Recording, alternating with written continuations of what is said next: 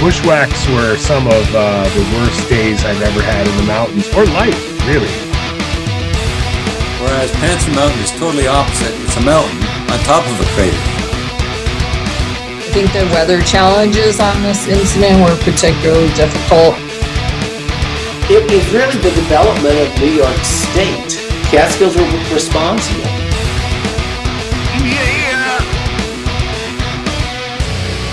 Now you're listening to Inside the Line, the Catskill Mountains podcast.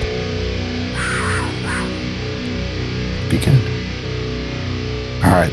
Spring is here, on and off again. Freaking weather is just weirdly weird. 73 here yesterday, 40, 39 today, and it was snowing this morning up at my house in Oneonta. So, spring, yay!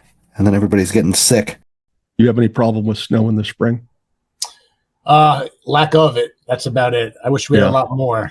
That's the downside this year. It seems to melt fast. Oh, it goes quick. Yeah. The past week's been rough. I was poking around Windham Mountain. I went up on Friday and then again Saturday. And just the amount of snow they lost between Friday and Saturday was definitely noticeable. Mm-hmm. And that was before the more intensive rain, Saturday evening to Sunday. So as you're probably aware, they closed on Sunday anyway. To the public, they're still open for myself and others like me, which is good. Cool. Cool. So just for the listeners, when you went up to Windham Mountain, I heard the Windham that you hike up, and you were talking about the ski area. True. So our most of our listeners, they just reflexively, they're like, not thinking of ski Windham, but I caught on after a while. I know Stosh is still trying to figure out. He's like, No. What the fuck? So, all right. Well, I got to watch. I guess I have to watch it if there's a toddler in the midst. All right. Oh, no. So, Stosh, I'm stealing it right now. Okay. Well, this is let's welcome episode 166. So this is episode 166 and skiing with the Catskills. So Kyle Bittner is here, fourth person to ever ski all the 3,500 high peaks, and we don't know what else, but he'll tell us tonight. We're going to have a good chat. He's going to talk about how many times he's jumped over trees and done backflips off a slide mountain and went over the ledge on Friday. No, I'm just kidding. I don't know if he's done that, but it'd be really cool if you did. Not really, actually. We have already had talks with the Rangers, so let's not put him in that suit. But thank you for joining us, Kyle. Good to have you here. Thank you for having me. This is great. Been looking forward to it for the past week or two when you had reached out. Probably even longer than that, actually. So I'm glad that it's finally come to fruition. Looking forward to chatting with you. And Well, I heard that the whole reason you skied the 3,500 in the winter was so you could get on the show. Is that true? Exactly. Okay. Yeah. I'm glad we got that straight. That was my vision. I was like, the quickest way I could probably get on the show would be if I do something outside the norm. So it kind of made sense to ski the Catskills. And it worked. It worked. Yes, mission accomplished. All right. So, Tad, I guess you're still in the show, bro. All right. Yeah, I am. So, Stosh, remember way back when we were putting the full court press on our listeners, friends, and family members to nominate us for the Chronogram Reader's Choice Award. Yeah. So I just sent you a text message that has the 5 regional podcasts that made the cut. So why don't you see if we're on the list, buddy? Oh, shit. Now this is seriously new news. See if the Outlaws are on the list. I got to go to freaking arts and entertainment and all the different things. Kyle, this will take a while. So you probably go read your kid a book, plan your retirement. All right. Hold on. Music festival. Music school. Right. Get in there. Did we make the cut for best regional podcast? We did. We're there, right? We're there. So now is the time. Congratulations. Thank you, Kyle. Yes. And now we need your support. Once again, all of our listeners, vote often, more than once a day. I don't care how many times a day you vote on, how many pseudonyms you use, false identities, purchased credentials, do whatever it takes. Okay. Yeah. We want to be number one. That's our egos drive the entire show. Yeah. I mean, what I want to say, if you like the podcast, then vote for the podcast. Don't just do it just because. If you like it, keep doing it. And I'm not looking to get famous or something like that. I love doing this. I love having fun. I love talking about the Catskills. I love bringing people like Kyle on here to have a good time, to talk about what he loves to do the most. But if you can do it, do it. Yeah, let's have some fun. Let's take this away, and let's just kick some axe and take some names. That's right. We went from not being on anyone's radar screen to now we're there. I don't know. I never got an email about that too. Well, that's what you have me for. Okay. True. Thank you.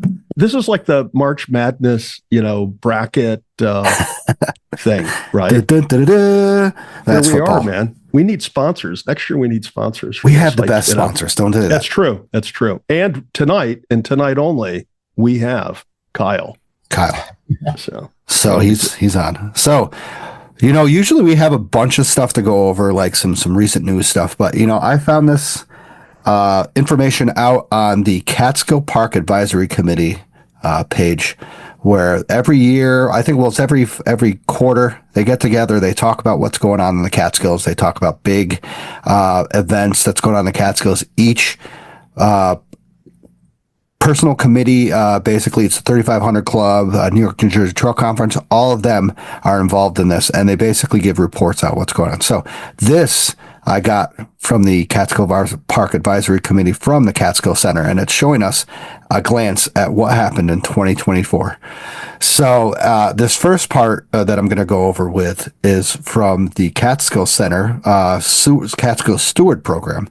So this is pretty cool stuff. I'm going to just chat about stats real quick. We'll go over what the Catskill Center thing. We'll get both of your thoughts. So visitation across all locations, the Catskill Steward Program, which I believe is Slide, Wittenberg, Cornell, Blackhead, Panther, and there's one more I'm missing. I forgot. But that visitation across all locations, 90,000 visitors that counted, an increase of 24,000 visitors compared to 2023. Engagement, 65,000, an increase of 31,000 visitors compared to 2023. Very good, very good. Bags of litter collected, 440. Jesus, an increase of more than 140 bags. Yikes. Rock dams constructed, 20, an increase of 8 dams from 2023. Rock stacks removed, my favorite statistic, 248, an increase of 136 stacks. Jesus. Dogs greeted, that's actually my favorite now. 4,313 dogs compared to 3,200. 200. I'm trying to do math right now. 3,200 something compared to 2023. Campsites rehabilitated 109, an increase of 87 campsites. Visitor parking citations avoided 384. That's good. Tell them to get out of there, basically.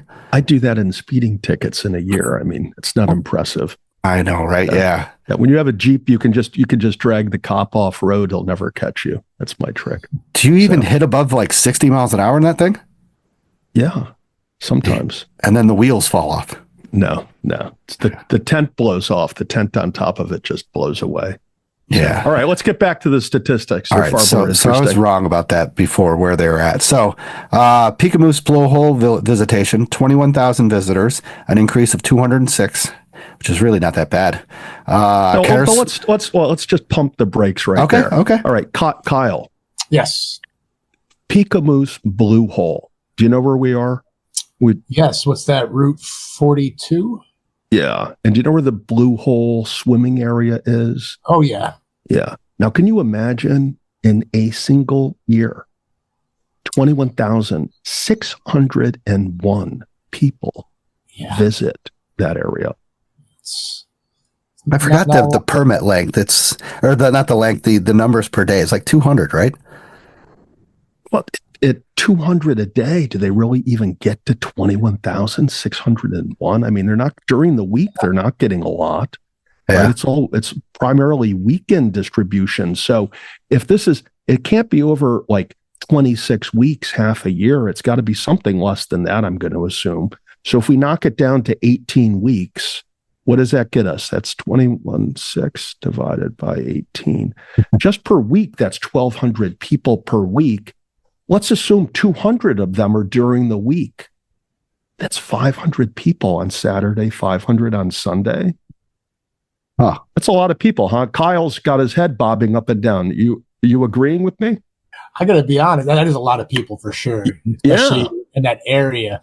But I'm still hung up on the bags of trash that were collected and the recent spike of our canine friends being logged in out there. I think one of my pet peeves is I'm curious to see out of those, was it 440 bags? How many of those bags was a dog turd wrapped in a bag left on the side of a trail? True. Nothing annoys me more than seeing that. Whoa. Those are dog turds in those bags? I hope so. I didn't know that. They tasted like them. Oh, yeah. Anything for protein, right? Yeah. I remember coming down Catskill High Peak one time. I think I collected, it was at least 6 or 7 on the last quarter-mile stretch going back down to Platte Cove Road. Just baffles me that someone will take the time to pick up the dog poop, put it in a bag, and leave the bag right there. Just let it decompose and kick it to the side. Yeah, what are they thinking? What are they thinking? They're not. I don't know. Yeah.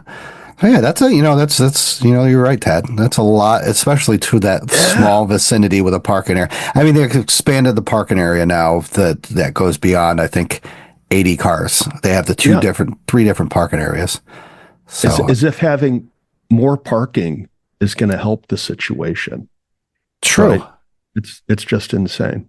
All right, you can continue. Go on with it. I just had, when you got the Blue Hole, that's just a huge number to me. 21,000. That's like a whole city. 21,000. Yeah, I was to say Oneonta's around 14, so that is a pretty good amount. But I mean, you go compared to that, Catskill Falls had 52,000 visitors counted, an increase of 10,500. I guess so. Once again, I was wrong about where they're located. The Catskill Visitor Center stewards. They're at Peekamoose, Catskill Falls, Devil's Path, Platte Cove, and the Fire Tower. So this is based on that staff. So I mean, 52,000 people. I expected more. It felt like, I mean, that was just those times when they were there. So who knows when they were not there, how many people came in? But 52,000 is a lot. You know, that's basically a stadium full of people in an NFL football game. Yeah. Just not that much. It's not that bad. No, I'm just kidding. It's horrible. That's why I hike in the winter. But also, so Devil's Path, 3,600 visitors, an increase of 400 visitors. So that's not that much of an increase.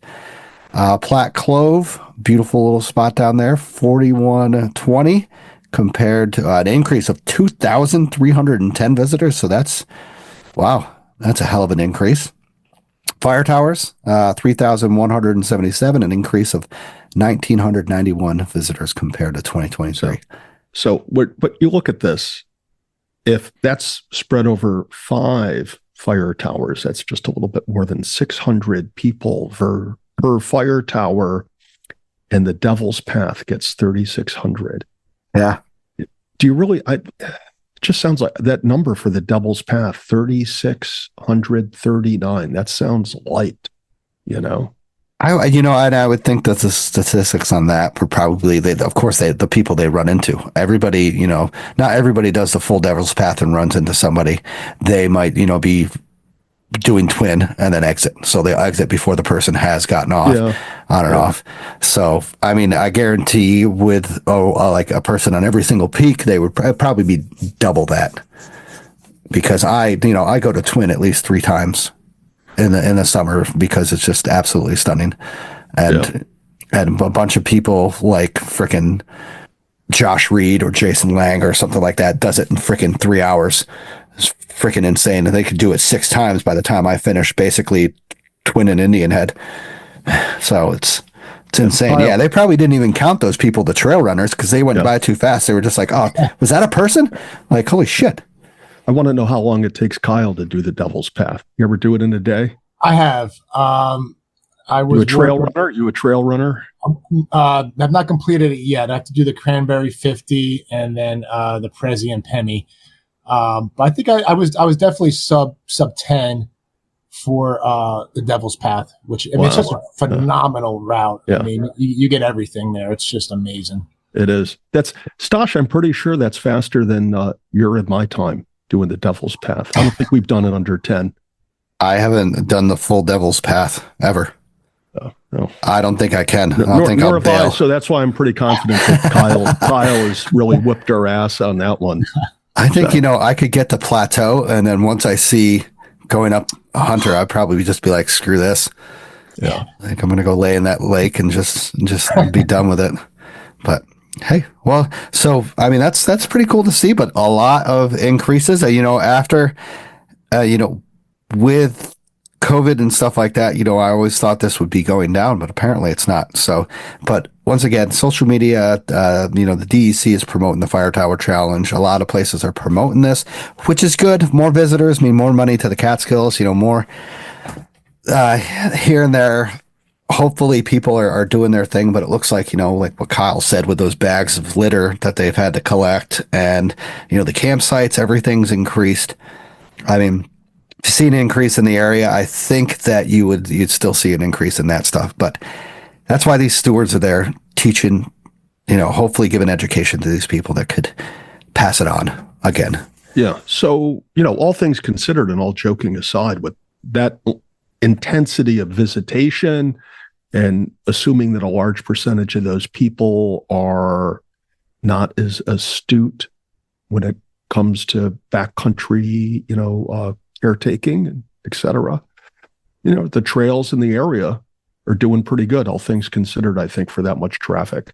So kudos to everyone who's getting out there and volunteering, and all the people that are doing their park packing out their own stuff and the stuff of others, like Kyle said he did with some dirty doggy bags coming down Catskill High Peak. Yeah, so he did the TAD thing. What was it? Pack 5? Take 5. Take 5. Take 5 things out on every hike. Right. Yeah.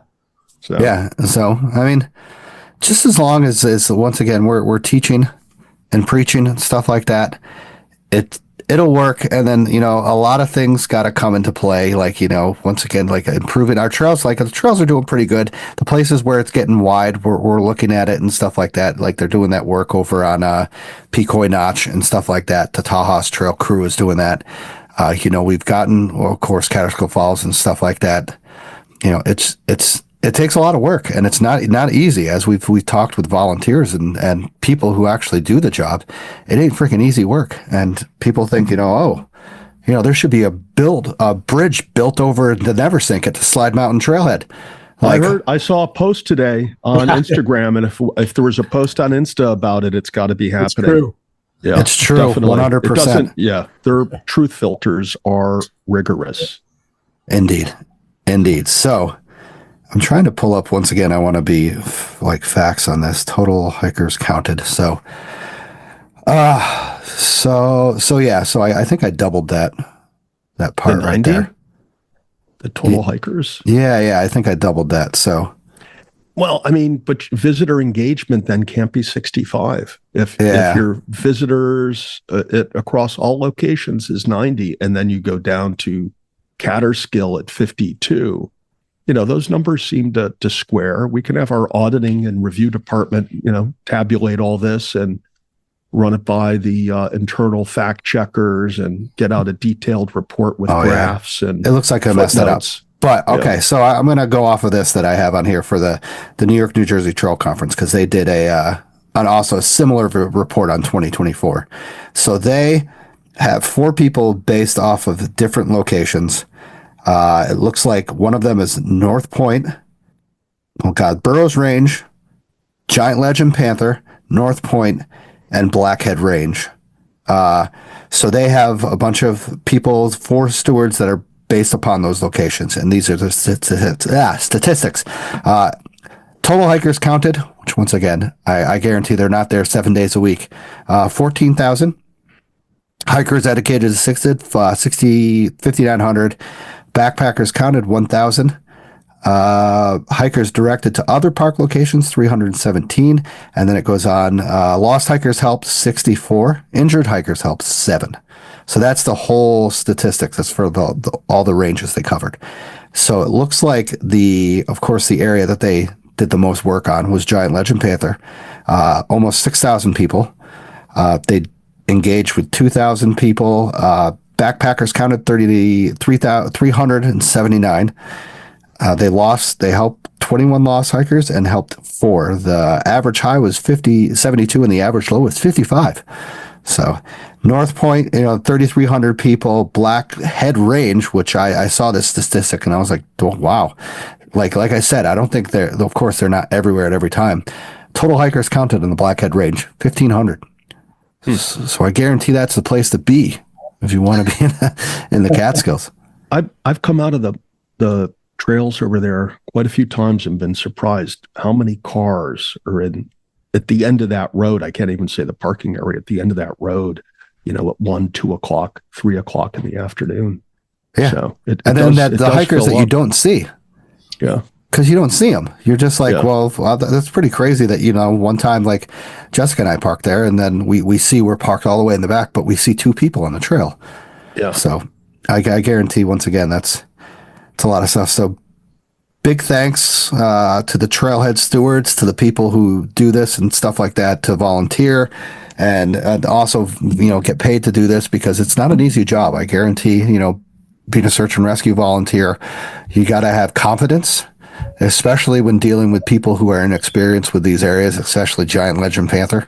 That's a little rough. And the Burroughs Range going up to Slide, hey, it's the highest peak in the Catskills. It's 4,000 something feet. Let's hike it just because. And, and the same thing, Wittenberg. Hey, it's the best view in the Catskills. I saw it on Instagram. Let's go check it out. And then you're screwed with that frickin' 4-mile hike that is endless going up just to the summit. So thank you very much to the people who do all this volunteering and stuff. You know what? I'm getting a hold of Alan, one of the directors of New York, New Jersey Trail Conference. He's going to be on here. And then also, we might have a live show coming up sometime soon at the Trail Conference headquarters down in Ramapo, I believe. Are they going to give us some type of reward, trophy, plaque, prize? 6-pack of hard cider. 4-pack. Those come in 6-packs. And so long as it's not an odd number, then we don't have to fight over true. Odd can. True. And, Kyle, what do you think of the statistics? What do you think, seeing this stuff? And I think you raised a good point. It's only when they're there monitoring the activity. I know, like for me, most of my hikes, I go during the week and very seldomly do I see any trail stewards there. It's usually on the weekend. When you're hiking up the slide with, some other folks wearing Ugg boots and jeans, carrying a 16.9 ounce bottle of Poland Springs. So, I think those numbers are still a little low. Because like I said, even on a weekday, I still see, there's very seldom do I get out and not see or encounter anyone, but as long as they remain consistent with how they're pulling the data, then it's accurate with that context. So, yeah. And, they're doing hopefully good. Ted, what about you? What are your thoughts? Yeah, well, I don't know. The last hike I did was 10, 11 miles in the Catskills. Didn't see an entire person the whole day. And I was probably 60% on trail. Not a soul. I saw one person signed in ahead of me at Catskill High Peak. And that's kind of what I love about the Catskills. You're so close to the New York metro area. You're really not that far away from other urbanization, and you can still go out there and get lost, So that's cool. You can be on one side of the mountain like you were, and then the other side is just packed. Yeah. So there's nothing wrong with that. You go out and do what you want to do and have the fun you want to have. And so long as you don't interfere with anyone else, everyone's happy. Everyone can have a good time. Yeah. And, we do. And we have people, like the stewards and stuff like that, Kyle, preaching about, how to leave no trace, how to do certain things the right way is a way to go about, education is key. And it's been like that, ever since I started hiking the Catskills and I started volunteering and stuff. It's just, it's the only way we can go now. Teach and preach. If they don't do it, then you know what? They suck. and you should shame them all over the internet. Get them on the internet, get their faces on the internet, just like New Hampshire does when they do one of those rescues. God, I love that. Who else loves that besides me? They're just like, and the person was, and right? Kyle's probably thinking it's just like, some of these people skiing and stuff like that. He's probably like, these idiots, just like, and like, I'm just like, please, like the one thing I'd be like, don't put my name on Facebook. Like, sorry, like, what's your name again? And I'm just like, George Clooney. Yeah, it's George Clooney. But, well, and I'm sure they wouldn't question that when you say it. Do I look like him? No. What with your hat off? Yeah. So, I mean, that's once again, cool statistics to see an increase in every place, of course. Will it die down? Will it not? It's funny. I wanted to, maybe I'll go back and compare this to like 2021 when they had that and see how crazy of an increase and do like a full math of that, because that, we got bombarded with that stuff. And I forgot how many 3,500 club, finishers were during that time. The 2 years were insane. We went from like 2,900 to like 4,000 in a matter of 2 years. So Kyle brings out a new interesting and valid point. The data reported is only good as the consistency with which you collect the data. And probably the person that has the most regular and consistent data collection is Jim Bouton. Yeah, he probably. Right? Well, because he tabulates all the stuff out of the canisters.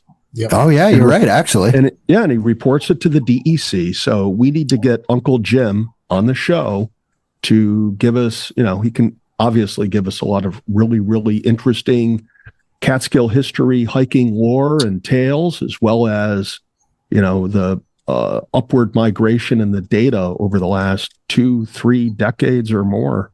In the old days before there was GPS, and I didn't even think when Jim started hiking, I don't even think they had compasses, frankly. Yeah, right. Okay. They had the sun. Oh, yeah, that's good. Yeah. That's good enough. Yeah. So cool statistics. Tad, you sent me a couple things that I was going to go over, but I read that Peanut the Squirrel thing, and that really didn't do anything. It was just her statement about how she's going to improve the DEC. So the government's always starting the investigation. It's that they never finish it or report on the outcome of the investigation. Yeah. We'll investigate that. Yeah, we're going to investigate that too. And we're going to be right on that. Yeah, don't worry. We're investigating that. We're still investigating that. You've gotten a couple emails that, haven't you? Yeah, we started that investigation. Yeah, we did. So it's under investigation. We'll have to check it out. Yeah. Ongoing always. So ongoing.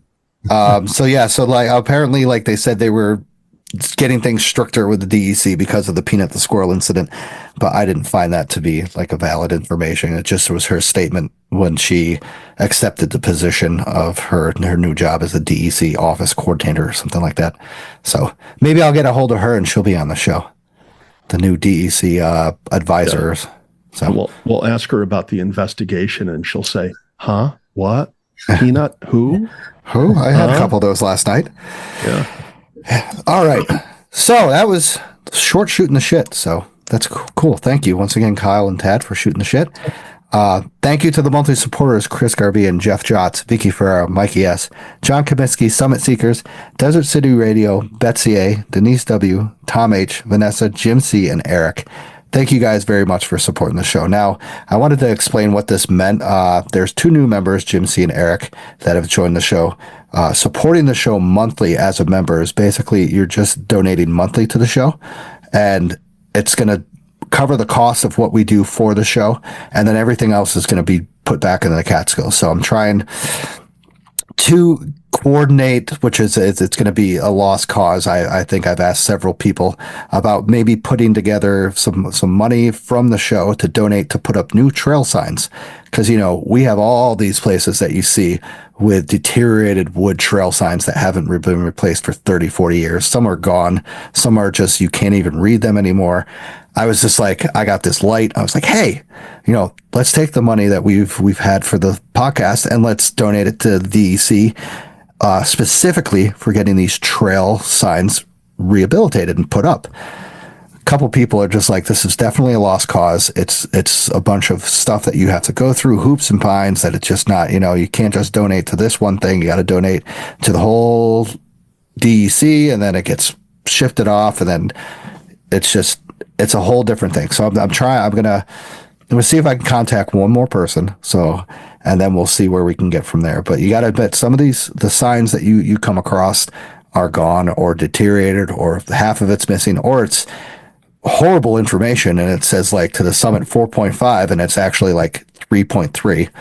I mean, or it's more than that. So, but I talked with Matt Smith about that, and Matt Smith, who is Catskill Trail Crew person leader, and he's a sawyer now and stuff like that. He said, we basically got to get a tally of all the signs that are broken, and then get pictures of them to see what we need to get made, and then maybe we could do something. So if anybody has any pictures of trail signs, like trail junctions, pointing to trails, stuff like that, send me a picture. We'll get as much as we can in and maybe get some new trail signs, especially out over in those western Catskills, like over on all the ridges over there that just connect with the Huckleberry Loop and stuff. They definitely need work. So that's what it's all about. So thank you for supporting the show, guys. Really appreciate it. You're not just giving to the show, you're giving back to the Catskills. Also, the sponsors of the show, once again, they're not just supporting the show, they're supporting the Catskills. So capture your love story against breathtaking backdrop with Outdoor Chronicles Photography. Molly specializes in adventure couple photography, and she'll immortalize your moments amidst the stunning landscapes of the Catskills, Adirondack, and White Mountains. She'll craft timeless images that reflect unique bond in nature's grandeur. Embark on an unforgettable photographic journey with Outdoor Chronicles Photography. Don't hesitate to get a hold of Molly on all platforms. Also, discover the wilderness with Trailbound Project. Our expert-led hiking and backpacking education program offer unparalleled outdoor experiences. Whether you're a beginner or seasoned adventurer, join us to learn essential skills, explore stunning trails, and connect with nature. Start today with Trailbound Project and unlock the wonders of the great outdoors. On their website, they have a whole bunch of stuff going on, from tarp, tent shelter building, wilderness first aid, and I think it's like bear encounters and stuff like that. It's really cool stuff. So check out Trailbound Project. So also, who's outdoors? That's the big thing. Mention the podcast, one of your hikes, through social media, and we'll chat about it on the show. So Pink Pony 818 was at doing a nature and culture outing with the Mid-Hudson ADK group, hiked over 7.6 miles at Fanenstock State Park, hitting Round Hill and East Mountain, and drove 2 miles down to get to the Italian Art Museum. And lunch was a skinny zucchini panini and a fancy Italian chocolate drink. That is not something I would want after hiking. Sorry, really? Tracy. Not a skinny zucchini panini? It sounds very, very catchy. Yeah. What about you, Kyle? Would you be into the skinny zucchini panini or a cheeseburger? More than likely a cheeseburger. Yeah. Medium rare, a little bit of bacon. Sounds good. Thank you, Tracy, for tagging us. That looks. Have you ever left Fanstock State Park, Round Hill, East Mountain? Anybody? I've heard of it. I think there's an old estate ruins, which is the focal point of that state park area. Nice recollection. Yeah, she's all over the place. It must be. Yeah. She's getting all over the place. She's kicking ass. So also Beyond Blazes. Went into Wittenberg, Cornell while doing the Burroughs Range. She had a beautiful view of Cornell. It was awesome. I'm jealous. Do you know where that shot was taken from? Wait, was that of Wittenberg? No, it was of Cornell. So she did it from Slide. Right? Well, maybe you're thinking of a different photo of mine. I saw the photo of Wittenberg, which I thought was outstanding. Okay. Well, so we can agree that we don't have a clue where we are, but then we're not out hiking. We'd be really, really lost. And sometimes, they tag us in the stories, and then I'm just like, it gets lost in 24 hours. So I'm like, damn it. And sometimes I don't get it. Do the screenshot. Yes. So JBach 22.3 did Big Bear North Trail. No views, but they listened to our episode on the Hudson Valley. No crowds, and they went to Breakneck that morning, and said it was fantastic. Because April 21st is when that place closes. So, yeah. Have you ever been to Big Bear North Trail Party? Where is that? No, I haven't, but because Kyle's here, I'll mention that I have skied at Big Bear. You know where Big Bear is, Kyle? The only one I know of is out in California. No, not the one I'm speaking of. I know the one in California, but there's also a Big Bear ski area in Laxawaxen, Pennsylvania. Good place to take your daughter when she's old enough to ski. Appreciate that. Yeah. Plus, they have a pretty cool, like, I don't know, with the park with all the tricks in it, you know, terrain park. Yeah, terrain park. Yeah, with buses, you name it, they've got it there. So it's pretty amusing. And what's interesting about Big Bear ski area, it's one of the few ski areas that the lodge is at the top of the mountain. I know one other in West Virginia. Yeah, I know the one you're thinking of. In the Smokies. Forgot what it's called. Not whitetail. It'll come to me. But yeah, it is kind of unique when you start at the top of the mountain and you ski down. Yep. And that's how Bear Pen was. They had the lodge at the top of the mountain. So last run of the day was down to your car. So apparently JBach 22.3 is a trail runner because that's on the Sasquatch trail running. So Kim Levinsky, who's going to be on the show soon talking about her documentary. Apparently that Big Bear North Trail Party is from them. That is the biggest. So this is hands down the toughest race in our series. Make no mistake about it. This is a true Northeast mountain race. Runners and hikers will experience non-stop trail beauty, scrambling, epic climbs, and vistas. So I'll have to include that in the show notes. So it starts and finishes at the Anthony Wayne Recreation Area off the Palisades International Parkway. Interstate Parkway, International, Jesus. I'll have to post that route. So cool. So hopefully he's going to kick ass at that. Also, who would not be able to be in this with Tom Who's? Who's Outdoors did the Burrow Range social hike. And that looks like he had a good time and it was beautiful. It's a good time going up there. Beautiful pictures as always, Tom. Yeah. So, and what happened? He was coming down slide after the wilderness ladder, which is what he calls it. You hit that set of ledges, and at the top of one of those sets of ledges, Tom went down and posted a photo with the injury. We'll call it a minor injury, just distal of his elbow, so kind of towards the forearm. Probably hurt, but he continued on. It's not a good place to call in for a rescue if you need one. That's actually a great place. The Helikelly would fly and you get the hoist right into the summit.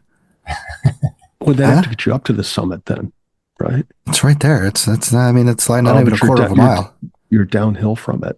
Yeah, actually. So I guess you're screwed. So hopefully he's feeling better and stuff. My God, it'll be out taking photos and doing more social hikes. Yeah, he's ripping it up. So thank you, Tom, for tagging the show. Thank you, everyone, for tagging the show. Glad you're tagging the show and talk about your awesome climbs. So once again, I'm sorry for all these people that tag us, and we have mostly me that has no clue of where they're hiking because they're all down in Harriman and stuff on the Hudson Valley. I have no clue about that, so I apologize. So, Kyle, where are you located, by the way? I'm located in between Kingston and New Paltz. Okay, so you're the Hudson Valley. You're an area, so you might be familiar with way more than I do. So a little bit, yep. Good. So are you on the east or west side of the ridge? I would be east side. Okay. Yeah. Looks like you're writing this down, Ted. So mentally, I know the terrain he's in. Which is nice because Mohawk, Minnewaska is literally 10, 15 minutes from my house. So I can zip up there after work, run around with my daughter. There's some pretty cool spots up there. If I don't want to venture out a little bit further into the Catskills. Yeah. Nice. Well, that's good terrain to start family hikes on. That's what I did with my kids. It is, yes. Yep. Even for biking. Oh, yeah. True. I've spent a lot of days up there cycling. Yeah. Well, cool. Thanks. Once again, buy us a hard cider to support the show. You can go on the place called Buy Me a Coffee, but I changed it to Buy Me a Hard Cider. Tom Who's bought 10 hard ciders. Once again, Tom way to go, Tom. Yeah. I know, he's going all out. Like, Jesus. Yeah. Thanks, Tom. You are the man. Check out him again, Who's Outdoors. Thank you for supporting the show and supporting the Catskills. Once again, we'll get this out into the Catskills. If you guys have any suggestions on what I could try to do besides the trailhead signs, the trail signs, let me know, and we'll get it going. So, also rate the show. You can rate the show on any platform. 5 stars is the best. 4 stars is not acceptable, so don't even do it if you're going below 5 stars. So, and also vote for your favorite regional podcasts on the Chronogrammies. I will start posting that stuff immediately so we can get that going. And then, we'll kick some ass at that. Hopefully we'll have a good time. All right. So you guys drinking anything? Who's drinking? Anybody? Kyle, starting it off. Drinking some bourbon at the moment. Nice. Oh, bourbon. Yeah, wow, Angel Envy bourbon. What else is in it? Bourbon and what? Straight up? Just straight up. Yeah. Angel Envy. It's kind of my go-to at the moment. Nice. That is a first. Kyle is a first with bourbon. Nice. I guess if you're going to ski the backcountry in the Catskills, you need to be able to drink bourbon straight up with a smile, like Kyle's got going on. Yeah. I was going to say, yeah, it does. It definitely does. Yeah. Keeps you warm and keeps you headed downhill. Yes, it helps. Yeah. Good. So, Tad, what about you? Anything? Coffee, I'm guessing? Oh. It is No Brew Tuesday. So. So it's a. Yeah. So I'm drinking. I just cracked open one of these fancy Italian sparkling water with 0 alcohol content. So good for you. I can support our listeners who, for whatever reason, are not drinking alcohol. Rock on. So here, let's see if this works. I'm going to keep talking, and then right when I stop talking, I'm going to do it. That might have worked. It might have. Nothing. You might. Kyle, did you hear anything? Did you hear anything? I heard a little something. Yeah, it was kind of like a hard cider wanting to be a bourbon. That's what I heard. True. So Awestruck Blackberry, it's good stuff. Actually has some pretty. It's only 5.5 content. So usually those things are like in the 7s and stuff, and then you get in the IPAs where like they're like in the 30s or something like that. I don't know. Those IPAs pack a punch. Kyle's like, yeah, they do. All right. So previous hikes, guys, I got nothing. So last Tuesday, I was planning on going to hike, but I was sidelined with a back injury. This Sunday, I was sick and I was like just draining my nose and stuff like that. Plus on Saturday, Tad, I showed you, we went to a Van Halen tribute concert. That was fantastic. I got to admit, I once again, it's the closest I will get to seeing like Eddie Van Halen do stuff. This guy was absolute perfection doing the solos. And yeah, but that's easy stuff to mimic. Okay. Kyle's daughter could be doing Eddie Van Halen licks on the guitar in a week. I don't even think you would probably name me one Van Halen song, Ted. I could probably give me 5 minutes. I'll pull out 3 or 4 Van Halen LPs that are original first issue from the 70s. Yeah. True. So yeah, this was I had a great time, dude. It was so much fun to like. Eddie Van Halen is like, I play guitar. Nobody will ever be near Eddie Van Halen. Everybody talks about the greats of Jimi Hendrix, stuff like that. Jimi Hendrix did bluesy solos that could be anybody could do. I can't. You're saying Eddie Van Halen's better than Jimi Hendrix? Eddie Van Halen is the greatest ever. Kyle, there's nobody better. Kyle, I don't know anything about you or your music interests, but I'm guessing as a skier, you're going to go for Jimi Hendrix before Eddie Van Halen. So what do you say? Who would you vote for if it was down to Eddie Van Halen or Jimi Hendrix? Yeah. Tough one. I might even go Van Morrison with, I kind of like that type of music too. Yeah. We could go with Van. Get the flow, the beat, the groove. True. You ever listen to any of Van Morrison's stuff he did with Mose Allison? I had not. No. Yeah, that's some really cool stuff. So Get you more of that salty urban, like late night bar feel. So it's cool. No, so yeah, I'm sorry. I think just Eddie Van Halen changed the face of rock and roll and everything, because he did stuff that Jimmy didn't do and stuff like that, like finger tapping, slides, pinch harmonics, bends, whammy bar, stuff like that. Jimmy was good. Jimmy was good. If it wasn't for guys like Jimi Hendrix, guitar companies would have gone out of business in the mid 70s. Eddie never would have picked up a guitar. He would have played organ for some Baptist church. And, Eddie made his own guitars. Southern that's why. Yeah. Well, I don't know. He made the Frankenstein. I get your point. But yeah. I can't say that Jimi Hendrix, when you look at the evolution of guitar music, and Jimi Hendrix was really there. I'm not going to say at the first wave, because that was really in the 50s. But when you get into the 60s and now you start getting, big amplification, the second generation or third generation of guitar making, but still it's in his infancy. And then you get this guy, Jimi Hendrix, coming along. You're talking about breaking all the rules. The rules were new, but everybody was still playing by the rules. Then you get this guy that's just off the chart, playing with his teeth, playing the guitar behind his back, just doing these insane licks. Jimmy all day long. That's what I'm going for. So that's it. That's my plug for Jimi Hendrix. Cast your ballots at the Chronogram for Tad's favorite guitar player. Moving along. Yeah. So who's up next? Who wants to go next with their previous hike? Tad, what did you do? Did you do anything? I did the 3-day, 3-night tour. Lean in closer, Kyle, so you can hear closely. Did 3 days, 3 nights on the I've Got COVID tour.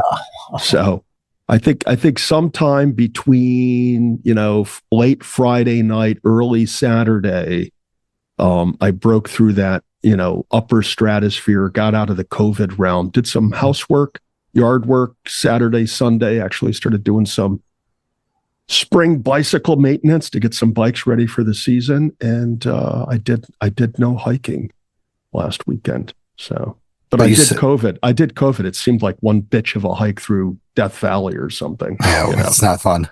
Yeah. So you said that was the first time in like 16 weeks that you haven't hiked? Yeah, I think it was the first time I haven't hiked in the Catskills since that first epic snowstorm in November, like November 22nd, November 24th, when we just got a huge dump of snow, light and fluffy. Nice. Well, glad you're over it. So it's all on Kyle's shoulders now. It is now. Did he hike? What do you do? Hike? Well, I actually did hike last Wednesday. I was up with a buddy poking around the south side of Westkill Mountain. Went up through Broad Street Hollow off of 20. Nice. Mm-hmm. Nice approach. Yeah, all bushwhacks, some pretty cool stream crossings, walking the tightrope across a couple down trees, but some good bushwhacking up there. There's a few things I was looking for that I ended up finding, so that was a big score. Yeah, so it was good. I think it was just under 6 miles, 2,000 feet elevation gain. Nothing crazy, just kind of meandering through the woods. Did find a pretty cool artifact hidden in kind of like a rock ledge. It was a Coca-Cola can from 1980. And even on the can is said 1980 LA Olympics. And wow. all aluminum. I mean, this can just had some weight to it. And where it was kind of like tucked away in this like little crevice of a rock ledge, didn't get any real sun exposure, so it was in pretty good condition. Wow, that's interesting. That was a pretty cool little score there. So what prompted you to explore that side of Westkill? Because I actually, this spring, scouted out. I probably know the dead end that you went up to. There's a lot of like "Don't park here" signs at the end of that road. Yeah. Well, so. but that is DEC property. So correct. As long as you're respective, you shouldn't have any issues where you park and whatnot. There are signs up there. It's a snowplow turnaround, but obviously that's not really an issue. But to be transparent, there was I was looking for the Westkill plane crash site up there. which isn't one of the more broadcasted ones, but was able to locate that and spend a little time there, and then just kind of poke around that area. It's a dark area. Yeah. Did you find the plaque? I did find a plaque, and I will say that plaque's probably got about another 5-10 years, and that plaque's going to be inside the tree because I just happened to literally just kind of rest my hand on a tree, and I looked up, and there was a plaque. So but it's one of the more touching crash sites that I've been to in the Catskills, for sure.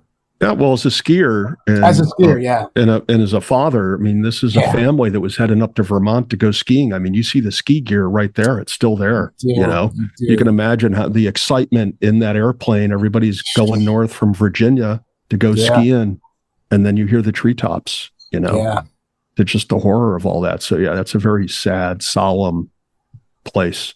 Yeah, so, a nice approach, though. Yes. I do appreciate, fellow hikers, the respect for the site. It was, like I said, very, very touching area for sure. Yeah. Yeah. It's definitely a different kind of area. Let's just say that. So glad. How much snow was on the ground at that time? Not much. I think 0. Ironically, as we were walking out, we did get caught in a nice little snow squall, but it didn't amount to anything. Just a little, just a little blast of snow. But it didn't really stick much. Yeah. So did you go all the way to the summit of Westkill? That day we did not. No. We just kind of went to the site and then kind of headed east along the ridge there and just checked a few things out and then just doubled back. Mm-hmm. Basically scouting out potential ski routes for next year and whatnot. Yeah. Nice. Yeah. So cool. That's so cool to talk. We'll talk about that definitely. So glad Kyle was the only one to get out. He's the spotlight of the show. So he needs, we lied about everything. Kyle's just I'm just kidding. So, Catskill news, spring trout fishing season opened April 1st and runs through October 15th. Catch and release, artificial lures only. Trout season runs year round, apparently. So, Tad, thank you for that. You added that. You're a guy. Volunteer, 3500 Club, Catskill Trail Crew, Catskill Mountains Club, Visitor Center, Jolly Rovers Trail Crew, Plymouth Mountain Fire Tower. Anywhere you can volunteer. It helps the Catskills. It helps our mountains. It helps anywhere. It doesn't matter. Catskills, Hudson Valley. Just donate your time. It helps us out immensely. So, weather. What kind of messed up crap do you think we're going to be hitting this weekend? Like, I haven't even looked. This is my first glance, and it looks like it's going to be not too fun. So, we're looking at, what do I got it on? Friday Mountain. How about Friday? So on Friday the 4th, looks to be 46 of high and a low of 30 with the wind chill. Rain showers developing later in the evening. As that comes along, once again, this is Tuesday. We're doing this a Tuesday recording. When this comes out Friday, it'll be a little bit inaccurate. Probably move quicker. So Saturday, heavy rain to moderate rain to light rain throughout the whole day. A total of almost an inch of rain, a high of 39, a low of 41. So that is not fun. Going into Sunday, cloudy in the beginning of the AM, and then light rain and rain showers, another accumulation of around 0.1 inch, a high of 55, and then later in the night, the wind chill starts going really crazy, and it gets down to 12 degrees with wind chill. So, doesn't look to be a fun weekend, but who knows? Who knows what the hell is going to happen? It might turn to freaking snow like it did here today, and then 73 degrees yesterday. So, whatever. So get out, be prepared, anything and everything. It's a spring season. We spikes, bring the spikes. You never know, up higher, above 3,500 feet, you might have a little ice, I don't think it's cool to just go around it. I didn't have to throw our spikes on. We just went around it. I'm sorry to say it like this, but you're fucking up the trails. Stop doing that. Like, everybody goes around it. Like, I'm just like, I've documented this so many times of just like, oh, look, this is where ice was, but everybody went around the tree. Thanks. Now you screwed up the trail. So just bring your spikes, wear them, bring your micro spikes, your crappy, dull micro spikes. So they're rant over. Sorry. Yeah. We call them rock spikes. Yeah. Rock spikes. Yeah. When they get worn down enough that you need marginal protection. You're going to run into a lot of rocks. Bring the rock spikes. Yeah. So, all right, let's get on to the last set of sponsors, and then we'll hit Kyle's story. All right. So, discover Camp Catskill in Tannersville, your ultimate hiking store. Find top quality gear, apparel, and accessories for all your outdoor adventure. Our expert staff is here to help every hiker from beginners to seasoned pros. We also carry a variety of unique Catskill souvenirs and gifts. Visit us online at campcatskill.co or in the store to gear up for your next journey. Adventure starts at Camp Catskill. Also discover the beauty of the Catskills, Adirondacks, and the Hudson Valley with Scenic Route Guiding. Our expert guides to ensure a safe, unforgettable hiking experience tailored to your skill level. From breathtaking vistas to hidden gems, or if you're peak bagging, to just simple day hikes, we'll lead you to the best spots and back. Book your adventure today and explore nature's wonders with Scenic Route Guiding. Check them out on all social media platforms. Also, if you mention the podcast, you can get 10% off. Use the famous code word Mountain Lion. And then also embark on a transformative journey with Another Summit. Another Summit is dedicated to serving veterans and first responders with free outdoor activities. Activities like walks in nature, paddling, hiking, and even backpacking. Join our supportive community for rejuvenate in nature's embrace. Experience camaraderie, adventure, and healing at no cost. Take your next step with Another Summit and ascend to new heights and joy. Apply today on anothersummit.org. All right, so let's get on to the guest of the night. Let's go. So tonight, Kyle Bittner joins us, the fourth person to ever ski the 3,500 high peaks in the Catskill. Fourth person. Number 4. There's not many people that can say that they're number 4 in anything, basically, in the Catskills 3,500. So Kyle is here tonight. Talk about an experience of skiing the 3,500, which he's had a pretty decent time doing with a pretty decent amount of snow. So, but I guarantee you've had situations where they're not like that at all. Correct? Yes, definitely. Last year, for instance. Oh, yeah.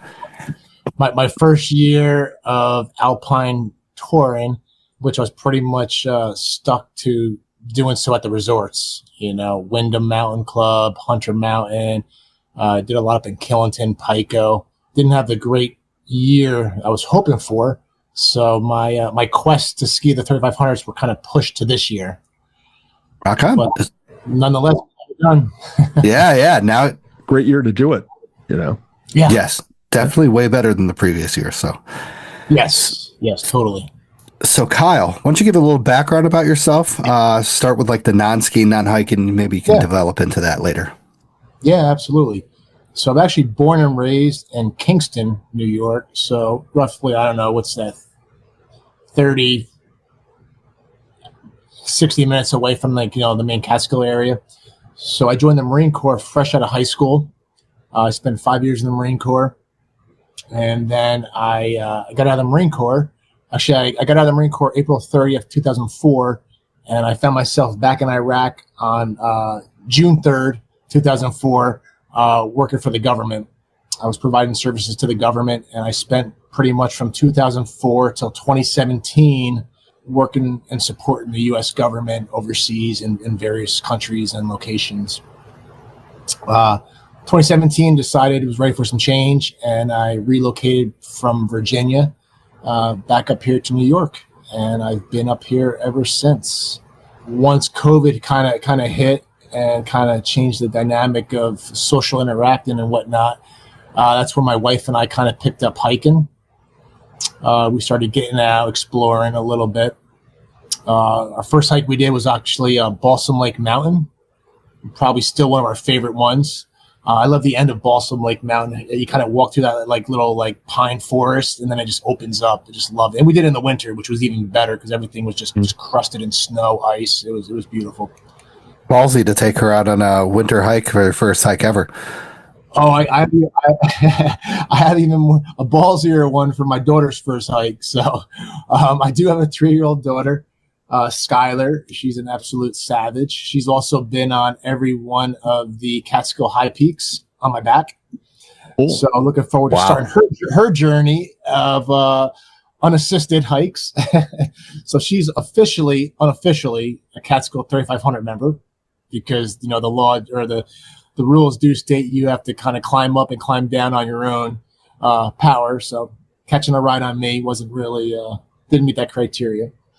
But nonetheless, she's been everywhere I've been, which is amazing.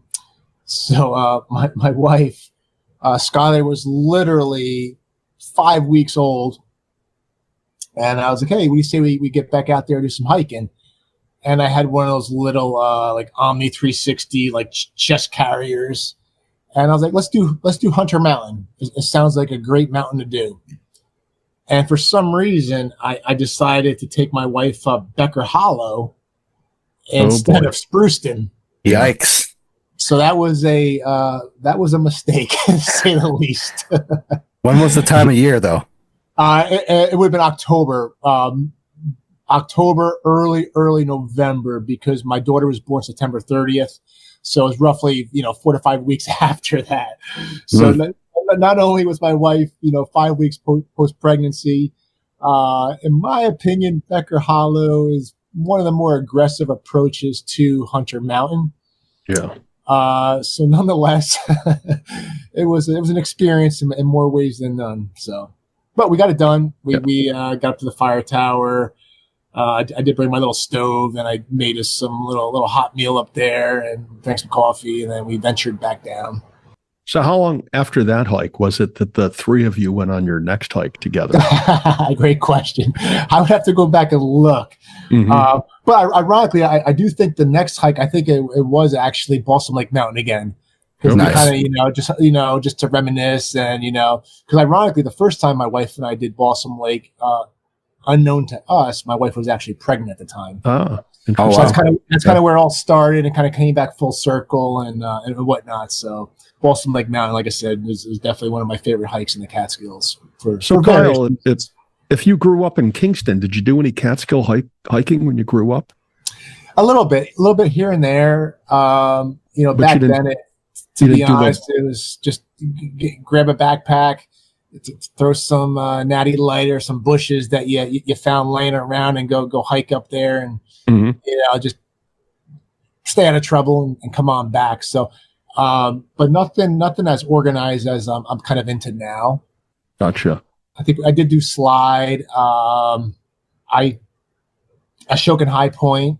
Actually, when I was younger, I did actually camp up on Ashokan High Point in that vicinity. Couldn't tell you where exactly we set up camp, but I did hike that when I was younger and camp up there. Have great memories of that. Actually got snowed on that night, which was very, very memorable. I remember having burning a candle in a tent just to get a little extra warmth in the tent, So yeah, it was a good time for sure. So when did the skiing start? Whether it was inbounds, lift service skiing, Nordic skiing. When did you start skiing?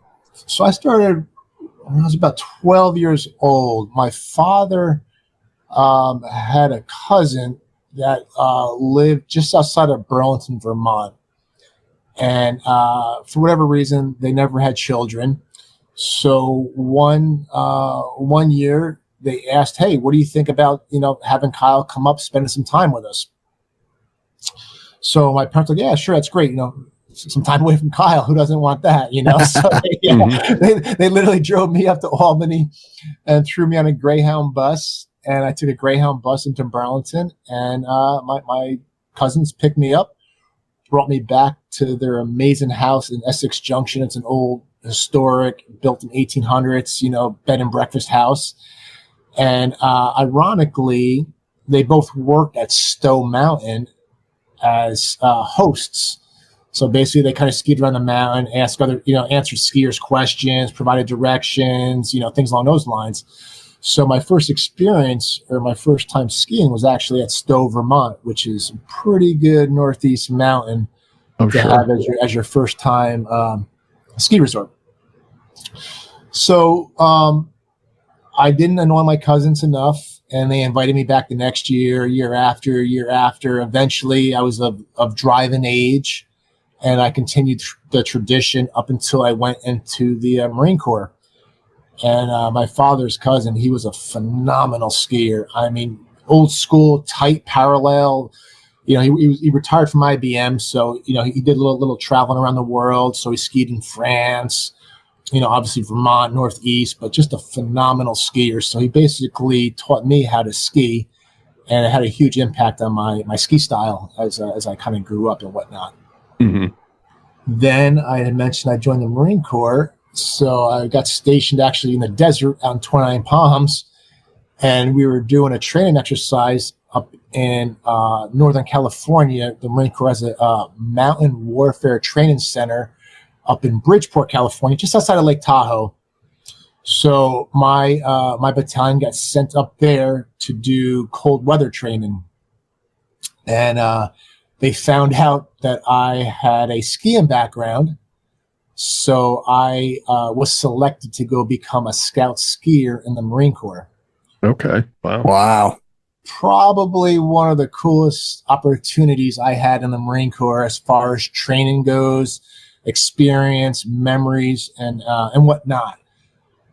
So the base camp where we resided was just below 10,000 feet in altitude. So right off the bus, literally coming from, the desert, I mean, that altitude hit, and it hit hard. I mean, just walk into the chow hall, we were all out of breath. I was 19 years old, 20 years old, invincible. And walk into the chow hall, I almost had to take a knee because I was so winded, Well, we got acclimated, and, then the fun started. We did a lot of land navigation, a lot of orienteering, did a lot with avalanche, training, probes, things along those lines. We did do a lot of snowshoeing, carrying sleds, making snow caves, snow forts, setting up tents, how to hunt, trap, snare, how to track. So it was just an amazing experience, to be 19 years old, to have all this presented was just surreal. This is like you said, the Palm Springs, so that's like the San Jacinto Mountains and just outside Joshua Tree. So okay. I was stationed at 29 Palms, which is like the high desert. There was nothing there. I don't think I think there's like 28 Palms because there's nothing out there. There's nothing. But the cool thing is I did not take advantage of it. I wish I did, but we're literally 10 minutes from Joshua Tree National Park, which is, I would like to go back and visit. But yeah, so we got bussed up to, it was a horrible, I don't remember how long the bus ride was. It was way longer than any of us wanted, but bussed up to Northern California. And the Marine Corps actually sent us to Kirkwood, which is a very nice ski resort in Lake Tahoe. And they taught us how to telemark ski, which was hilarious because you had, 50 Marines wearing camouflage Gore-Tex jackets, pants, zipping around Kirkwood Resort with, all the other civilians wearing, their fancy jackets and whatnot. So it was a great experience. Once we were proficient enough to telemark ski and whatnot, the Marine Corps is kind of, as far as, government funding goes, they kind of get the brunt of it because we're, technically Department of the Navy. So we kind of get leftovers. But the California National Guard, their helicopter squadron needed to get some hours in. So they graciously volunteered to lend the Marine Corps 2 Chinooks, which are like CH-47 helicopters, the ones with the 2 rotors on them. Massive. Yeah. So our FinEx, which is, a final exercise, we were literally given a map. We had all of our gear and equipment, and we got dropped off on the top of a mountain. And we were given like a series of coordinates, and we had to, go from point A to point B to C to D. Obviously, looking on a map, quickest way to point A to point B is a straight line. But then you start analyzing that map and see those contour lines, and that's not an option. So, as a crow flies, it's 2 miles away, but 10 miles later, we're still rucking it, skiing it, snowshoeing it, working our way there. And then along the way, each checkpoint, they would strip gear from us, So obviously, the first thing to go was our nice North Face tents with a nice vestibule. Then the next thing was our nice MSR stoves. Then the next thing, so towards the end, we were literally, living in little snow caves, trying to purify water. I don't know I'm sure you've experienced, one of the most demoralizing thing is being dehydrated. and trying to boil snow to at altitude. Oh my God. I mean, a pot of snow boils down to 2 sips of water. It's horrible. It was horrible. I did have some life learned lessons there too. I did get frostbite on my nose. So if you do see me in person, I'm missing parts of my nose, my lips, got a little bit of my toes. Nothing really too serious about my toes, Oh. But so I got the full experience of Marine Corps mountain warfare training and at its fullest. So yeah, so that sounds like a relatively hardcore experience. How many days and nights were you guys out there after you got dropped off by the helicopter? It was a 5-day Phoenix. So we got dropped off, and then to make matters worse, once we graduated from the Scout Skier program, then we got reattached to our battalion. So we had to go back out for another 5 days with the rest of our battalion and our company. So at that point we kind of acted as advisors. So now that we were quote unquote trained up, we would help our fellow Marines navigate through, different tasks and different, team building exercises. Because I had one guy, he was from Lake Placid, Florida, which is, I don't know when it existed until the movie came out years later, but it's literally in the swamps. So the poor guy had never seen snow in his life.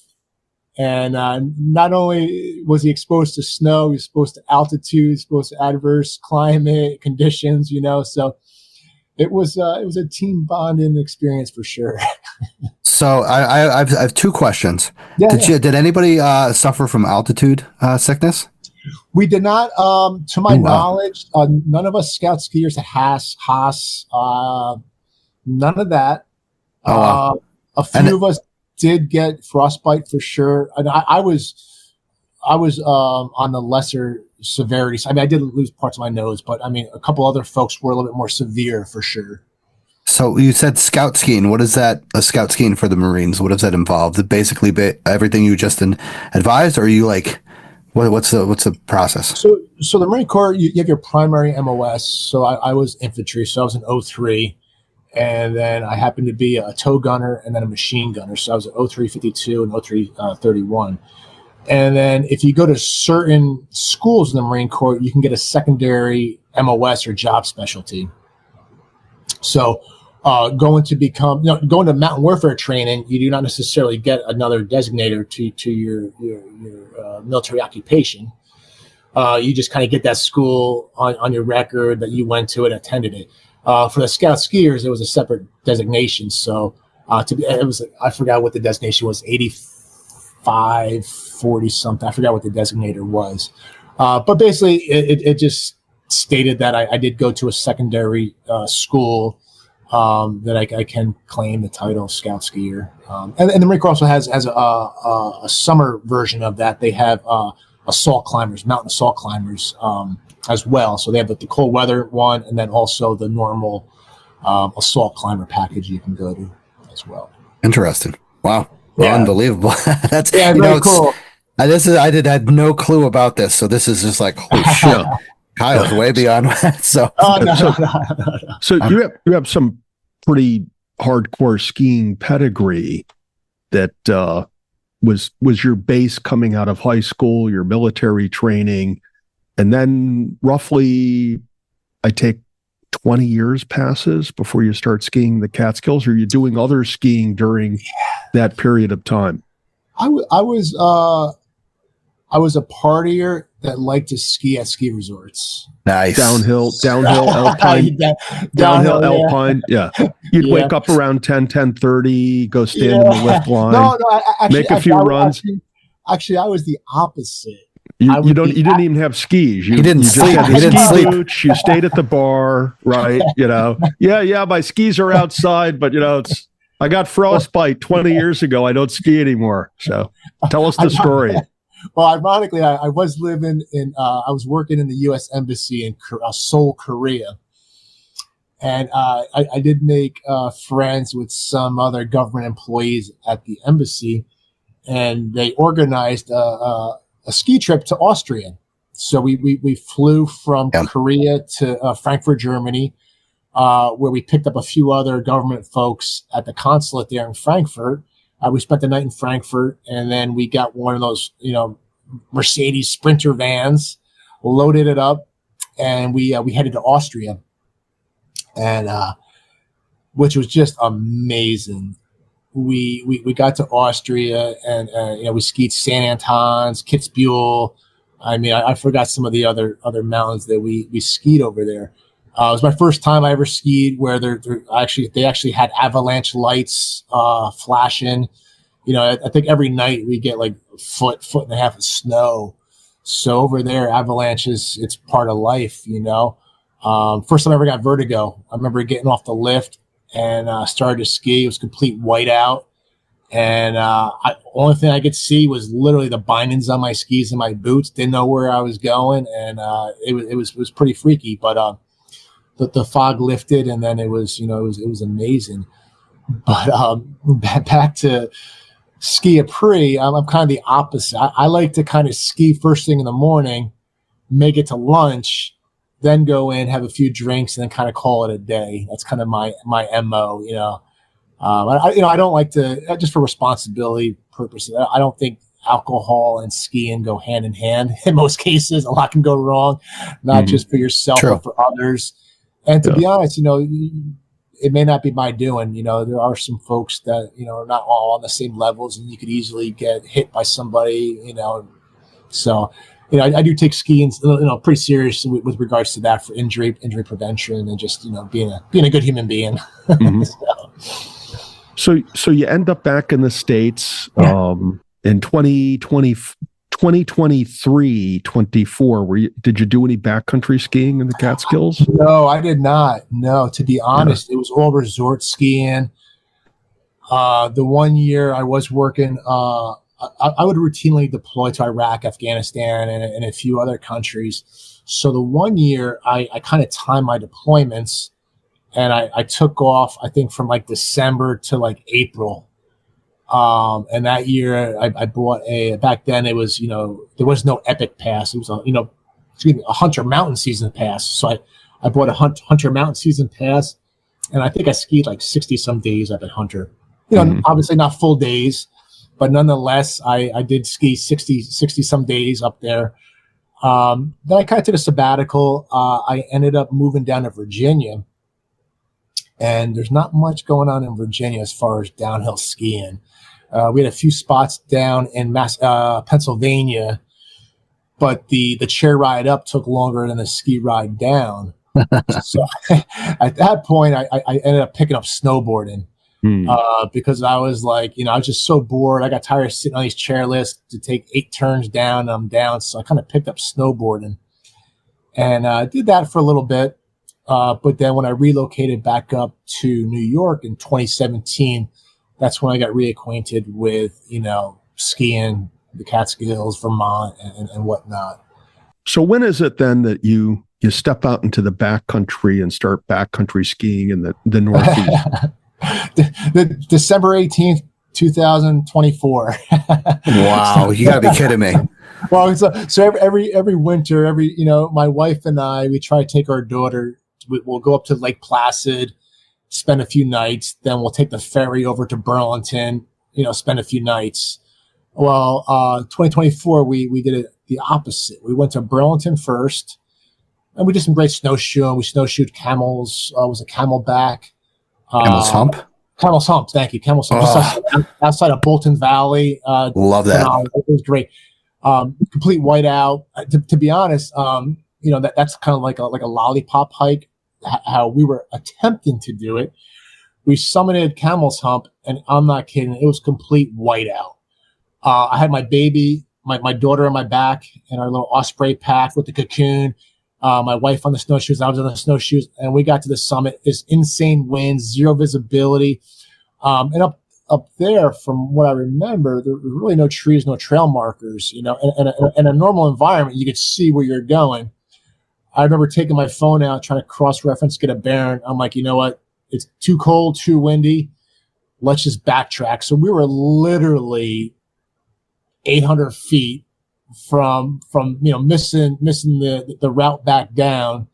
And I just made a judgment call. This is getting a little too insane. Let's double back, follow our snowshoe tracks back, added an extra mile or so to the hike, but we made it down safely. And my wife didn't chastise me too bad for, one of many extreme adventures we get into. But anyway, nonetheless, so we end up getting ready. We pack up, getting ready to leave Burlington, head over to Lake Placid. And there was one of the ski shops I really like. It was called the Alpine House. They recently relocated from South Burlington to Shelburne. So, do you mind if I stop? I want to get a new pair of skis. And she was like, yeah, go ahead. You've been talking about it. So I went in the shop, spoke to the gentleman, told him what I was looking for. He recommended, some Atomic Backlands, ATK bindings, blah, blah, blah, blah, blah. So got them. Wife and I and the baby went and got lunch, came back, skis were ready for me, picked them up, headed over to Lake Placid. The next day, my wife had to work at the hotel, so my daughter and I threw her in the pack. First time on Alpine touring skis, and her and I skinned up the Whiteface Veterans Memorial Highway. Wow. So definitely a high learning curve because it was the first time I was on those type of skis and having my daughter on my back. So it was great, though. I have a video of us skiing down, and she's giggling, laughing, just having a great time. And that kind of set the precedent for that. Get back to the Catskills. No snow last year in the mountains. So it's kind of, stuck, skinning at the local resorts, Wyndham Mountain Club, Bel Air, Hunter, and whatnot. So that kind of was the start of my uphill journey and wanting to kind of venture off into the backcountry and pursue skiing on the Catskill High Peaks. So now you're number 4 for skiing the Catskill High Peaks, but you're Yes. number 1 for doing it in one season? Yes. And, Wow. to be honest, there's no doubt in my mind that had the canards had the right conditions. Same with Julie, obviously. Her tenacity is next to none. The right conditions, right work-life balance, they'd all bang it out in one season. For me, everything just kind of fell in a line. I had adequate snow. My work schedule was conducive to getting out a couple of times during the week, weekends. I had a great ski crew. Obviously, Julie, Alex, another guy, David, and another Kyle. Super supportive, always pushing. Where are we going to go? But most importantly, obviously, none of this would have been possible without my wife. She basically allowed me to spend my, at least one, if not both days of my weekends, skidding around the Catskills while she kind of remained home, holding the fort down with our daughter and whatnot. So definitely would not have been possible without her. So what did this start on? What was the first official peak that you did? Yeah. On So that day? first of all, Ted mentioned earlier, we had that November 22nd, nice little snowstorm early on. So going off of some advice from someone you may know, Julie. She's been on the show. Said, why don't you start out with Spruceton, Bearpin? They're a little easier. So I took her up on that advice, and so I drove to Spruceton, and ironically, right before you get to that last bridge, it's like that tight little turn. And you go over that bridge, and there's like a something like a weather station on that bridge, but a power line went down, so I wasn't even able to get to the actual Spruceton trailhead. So I kind of looked around. I had a shovel with me. I dug out a parking spot on the side of the road, and put my skis on and started skinning to the trailhead. It was maybe half a mile away from the Spruceton trailhead.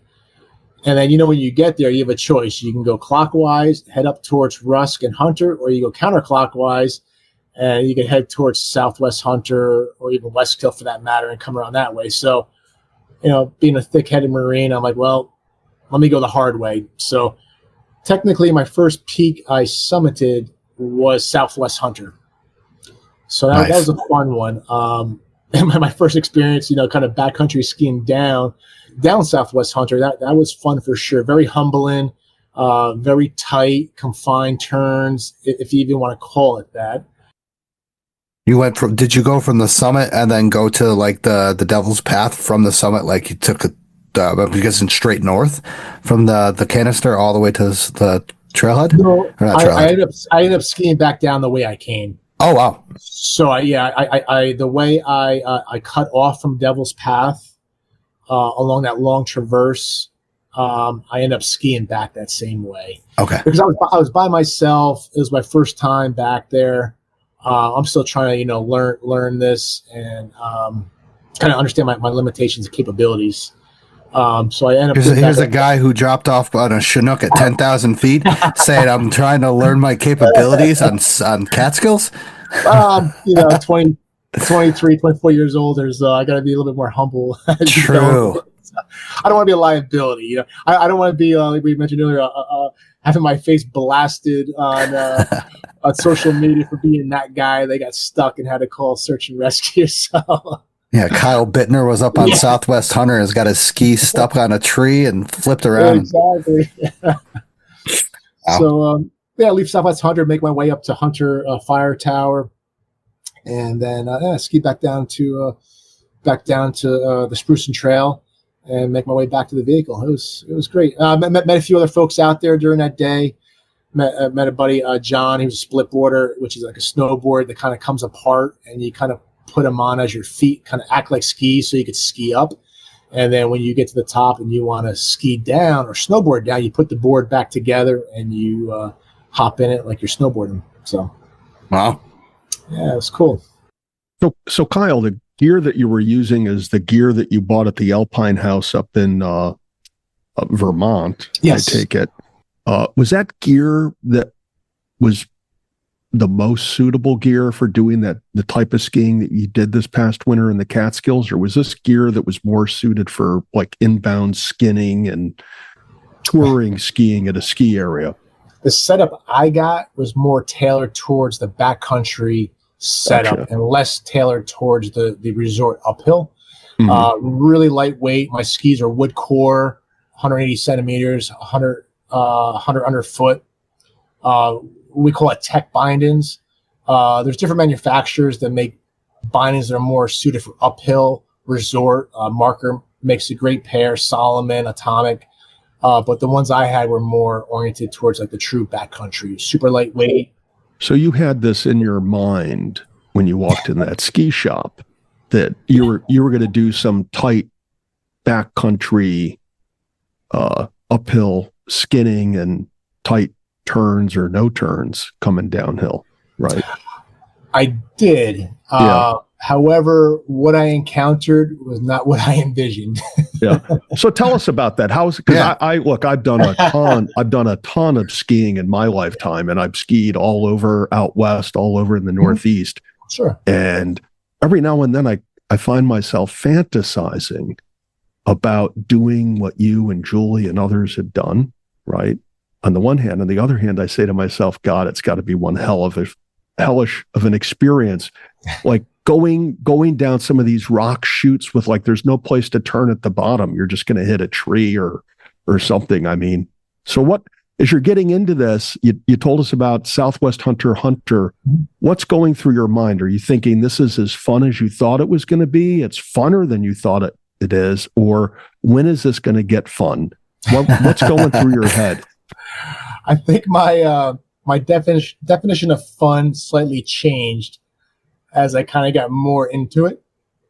I consider myself I want to use the word athlete. I consider myself an endurance person.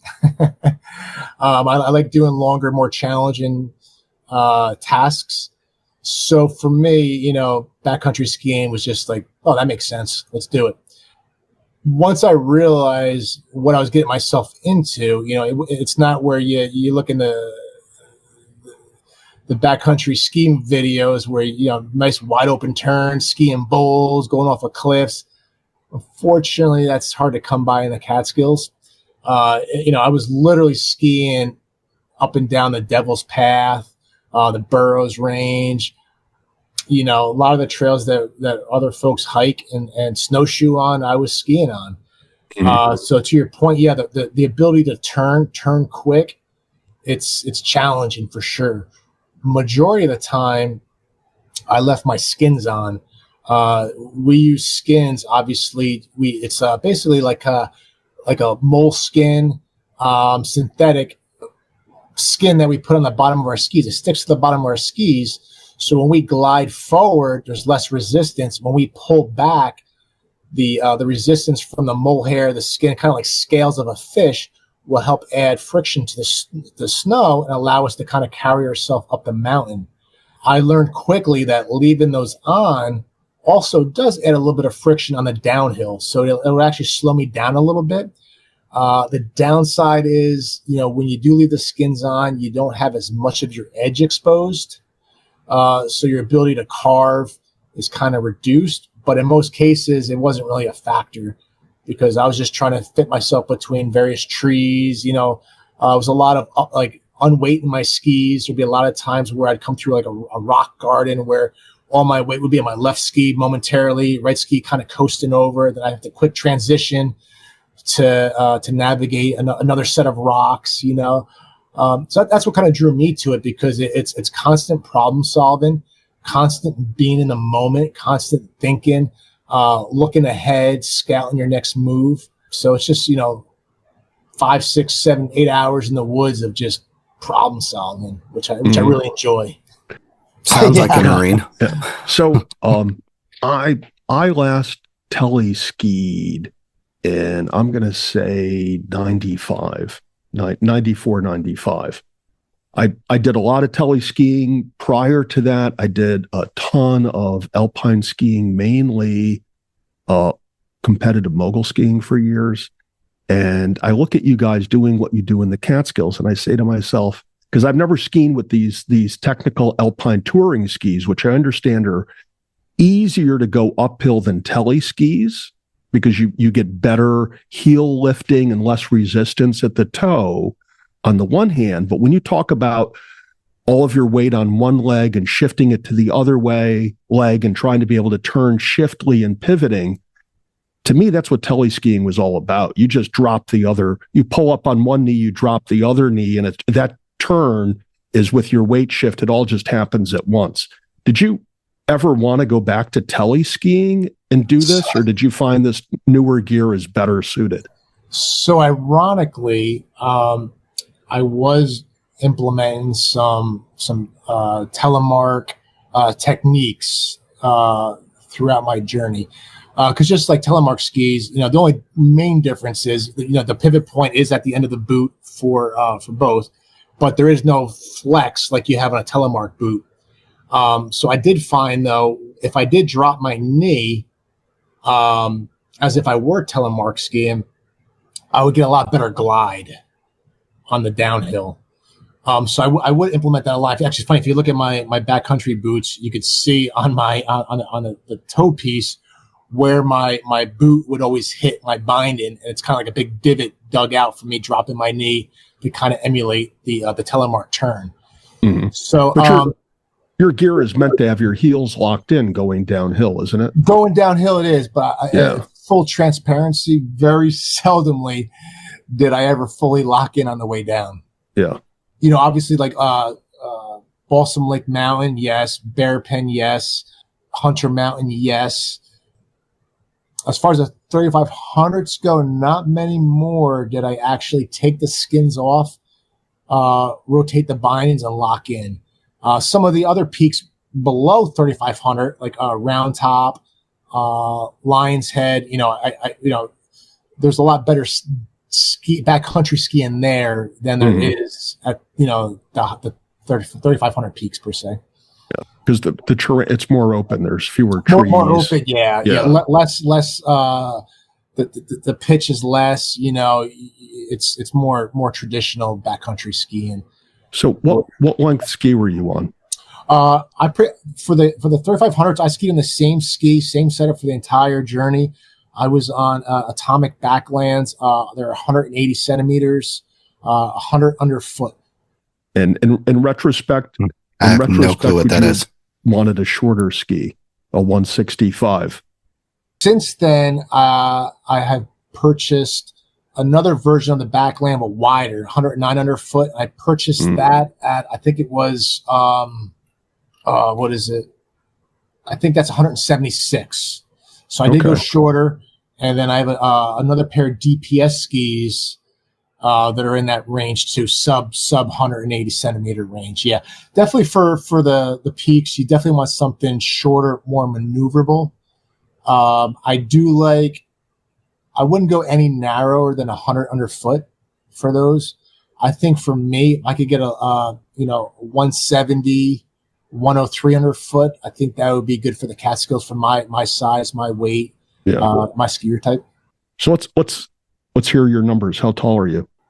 I'm 5'10", roughly 200 pounds. Okay. So you're recommending something like a 170 to 180, at least 100 millimeter underfoot. And you're telling us that you'd like your heel to float more often than you lock it in, and maybe keep the skins on. Yeah, right? Absolutely.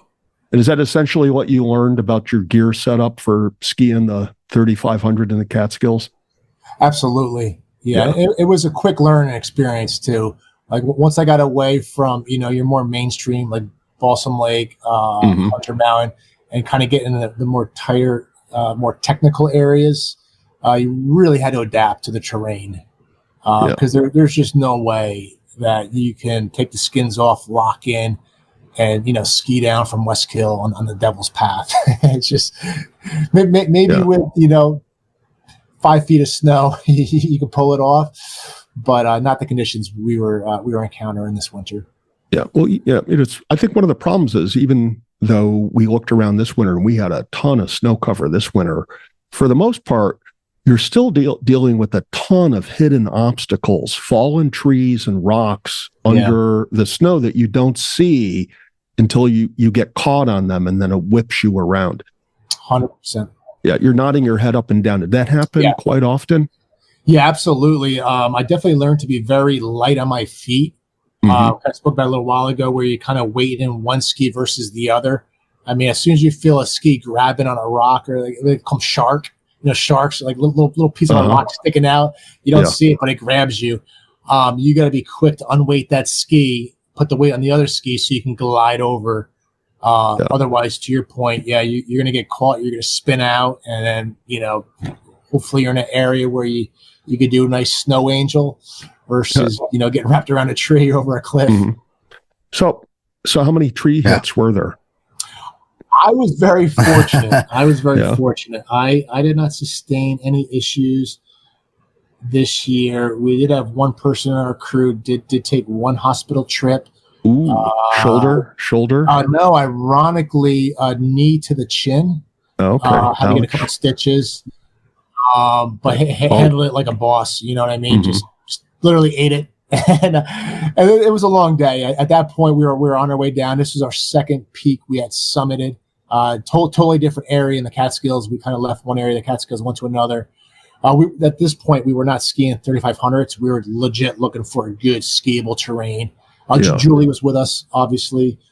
But besides that, very, very fortunate. Even the crew I ski with, whether it's Julie, Alex, David, or Kyle, luckily none of us, nothing serious out and about. So before I send it back to Stosh,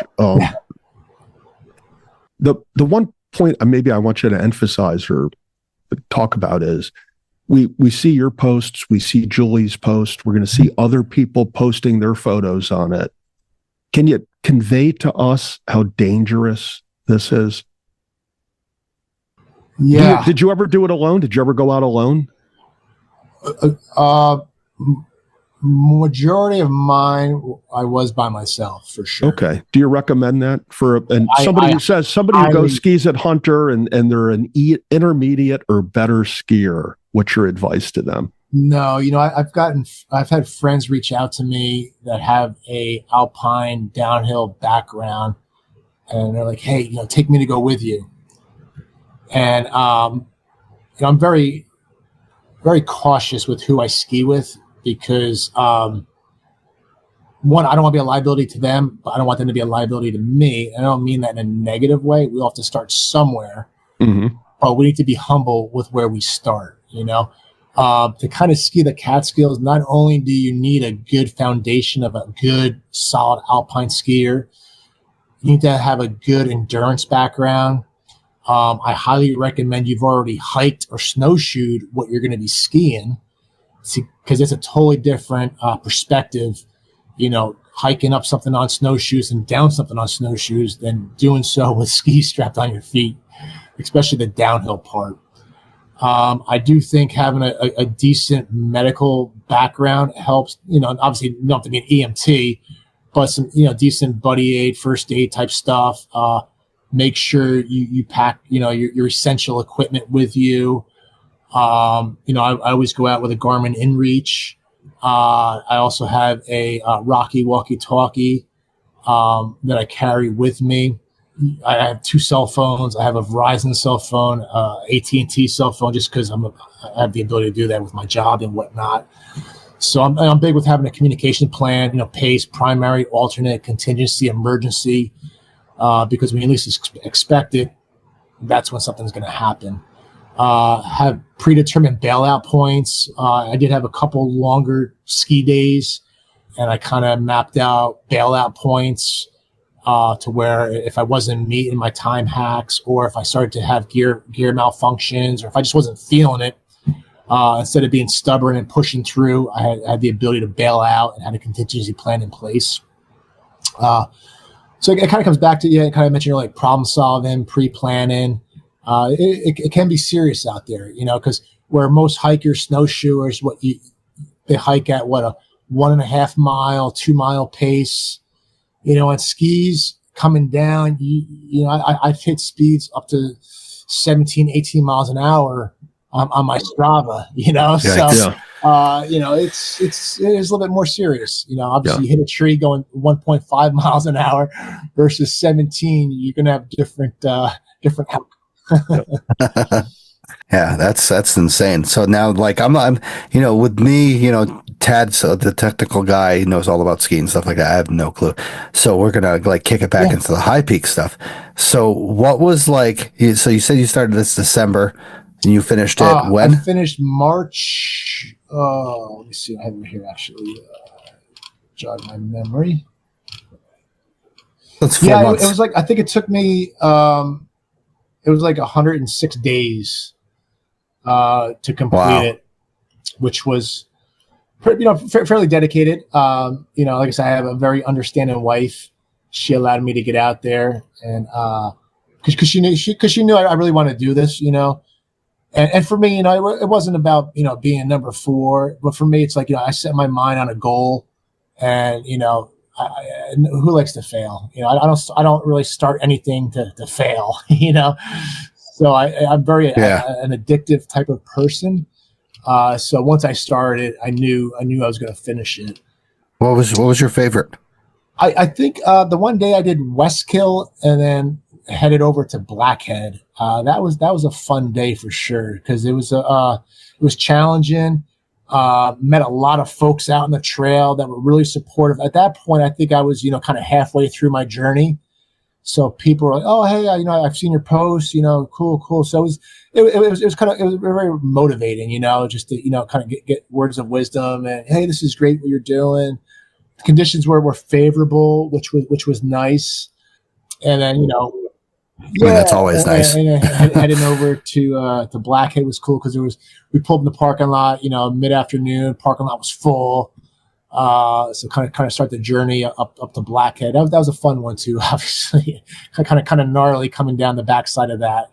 Now, when you do most of these, are you doing trails down, or is it basically this looks like a good spot to kind of descend on skis?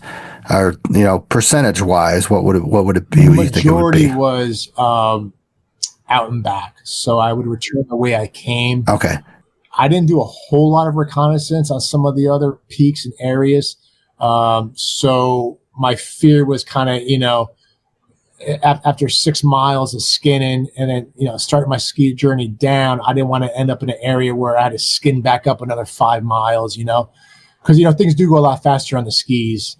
And I just wanted that familiarity of, okay, I kind of know what I'm getting myself into on the return trip. And I kind of, I was able to spot some fun little areas. Oh, I'm going to go off of this rock. I'm going to go around here. I'm going to veer off a little bit on the trail side. So it was kind of fun. What was the most difficult? My second to last ski day, I did 8 peaks in one day. Wow. So that was very, very. It was taxing of the mind, taxing of the body, equipment. But I did the Catskill 8, so it's basically the Catskill 9, except did not do slide. I wanted to save slide for my last summit, and I just want to save that one kind of like a standalone peak. But started out at Peakamoose, Route 42, hit Peakamoose, Table, Lone, Rocky, Balsam, Cap, Friday, then Cornell, Wittenberg, and then ended at Woodland Valley. Nice. Epic day. By far the worst time in the Catskills was going from Friday over Dink back over to the Cornell Wittenberg Slide Trail. It was miserable. I mean, I would hike the 9 every month in the non-winter months, so I kind of knew what I was getting myself into. But doing that on skis, it was worse than what I envisioned. Yeah, well, I mean, you're up higher from the skis, number one, and then the snow, so you get more branches. Oh God, I have certain. I'm sure you can relate to this. Certain garments I wear on my bushwhack days because I got nothing but holes in the sleeves, holes in the chest from taking branches and whatnot. So I definitely went through some clothes on that day as far as just taking hits to the body from tree branches and whatnot. But that was a brutal one. It was 16 miles, a little over 16 miles, a little over 8 hours, about 5,000 feet elevation gain. So. What about the Cornell Crack? Did you jump down that like a backflip? No, you pulled a back scratcher, right? I'm not gonna lie. I stood on top of it, mapping out in my head. But at that point, I think I had 11, 12 miles under me, 6+ hours. So I was a little exhausted. But what was funny was when I did, so I ended up jumping down up, took my skis off, threw my skis off, then jumped kind of down the crack, But then Jamie Kennard, who was the first gentleman to ski all the Catskill peaks and also the Adirondacks peaks, he messaged me saying, I wonder who's the first person that's going to be is to send it off to Cornell's Crack, and kudos to whoever it is. Hopefully they survive it. Hopefully they have amazing conditions, and hopefully they get it on video because they're going to be a legend. So I was going to say, there's got to be, like you said, favorable conditions of heavy snow, a lot of nice fluffy snow for you to jump off of that area. I some people call that the most difficult. I don't think it is. With ice, it is. But I mean, if you can jump off of that, it's got to be. You got to please have a lot of snow up there. Just don't fucking do that just because you want to be an Instagram. No, absolutely not. And also with that, there's not much runoff because that was my major concern was there's not much runoff. You land it. If you land it successfully, you then have to stop very, very quick because that's true. You're gonna have a tree sandwich. There's a fork right in front of you, so not much runoff. So my last question. Yeah. Is there any times of when, we have all the Devil's Path, you have a bunch of spots on Wittenberg and Slide and stuff where you were just like, oh shit, this is a sketchy situation. What the hell am I going to do? Yeah, absolutely. Coming up from, was it Predator Road, going up to Sugarloaf, there was a couple dicey areas there where I ended up unclicking my skis and kind of similar to Cornell Crack, just kind of chucking the skis down and slithering my way down. Because once again, I had to really humble myself because, my mind, I could ski that. But also the room for error it's not worth it, and I don't want to be a liability. I had a goal. I want to finish my goal of skiing all the peaks. The last thing I want to be is a news story of, some dipshit gets injured skiing the Catskill Peaks and has to be carted out. So I was very cautious. And plus, to be honest, my wife was gracious enough to allow me to do this. I didn't want to injure myself, come home broken. So it was, I try to be humble about it for sure. It's definitely sometimes you get to that one point and you're like, yeah, and then you stop and pause and you kind of get that one thought and you're just like, all right, so this might not be, like you said on Sugarloaf, I've been on Sugarloaf with the ice and you're just like, even with like crampons, you're just like, and this is a little sketchy. I couldn't even imagine with skis. Yeah. Yeah. And we came off of that actually at night. We by that point we went up, we hit, that's a whole nother freaking risk. Jesus. Yeah, that's a double whammy. So no, this is when you talk about night skiing in the Catskills. This is where I have to mention Julie McGuire's light that she wears. Right. I'm not going to call it a headlamp, okay? Because I think she stole it off a 747. Am I wrong? A spotlight. Is it? Come on, Kyle, tell us, does the snow actually melt in front of her when she turns it on? That. I was uphilled with Julie on Saturday at Windham Mountain, and there was one of Julie's friends joined us, or maybe I joined Julie and her friend, we'll say. So we get to the top of Windham Mountain Club, and we're transitioning, and Julie takes out her helmet, puts her helmet on, and the other woman we were with, she's like, holy cow, like that's a massive light, and Julie's like, yeah, people say it looks like a light off a Jeep, like one of those like rigid soundbar lights, Yeah. But yeah, she has one heck of a light on her helmet. The thing is massive. And the craziest thing is, I think she paid like $20 off of Amazon for it. Oh, really? Wow. Yeah. And it's like 2,000 lumens, it's massive. Yeah. It's massive. Yeah. Yeah, I got one of those, but it's expensive. Yeah, exactly. But when you think about it, skiing at night, you're heading in one direction, but you could be looking in a different direction because you're searching for where that next turn is going to be. Yeah.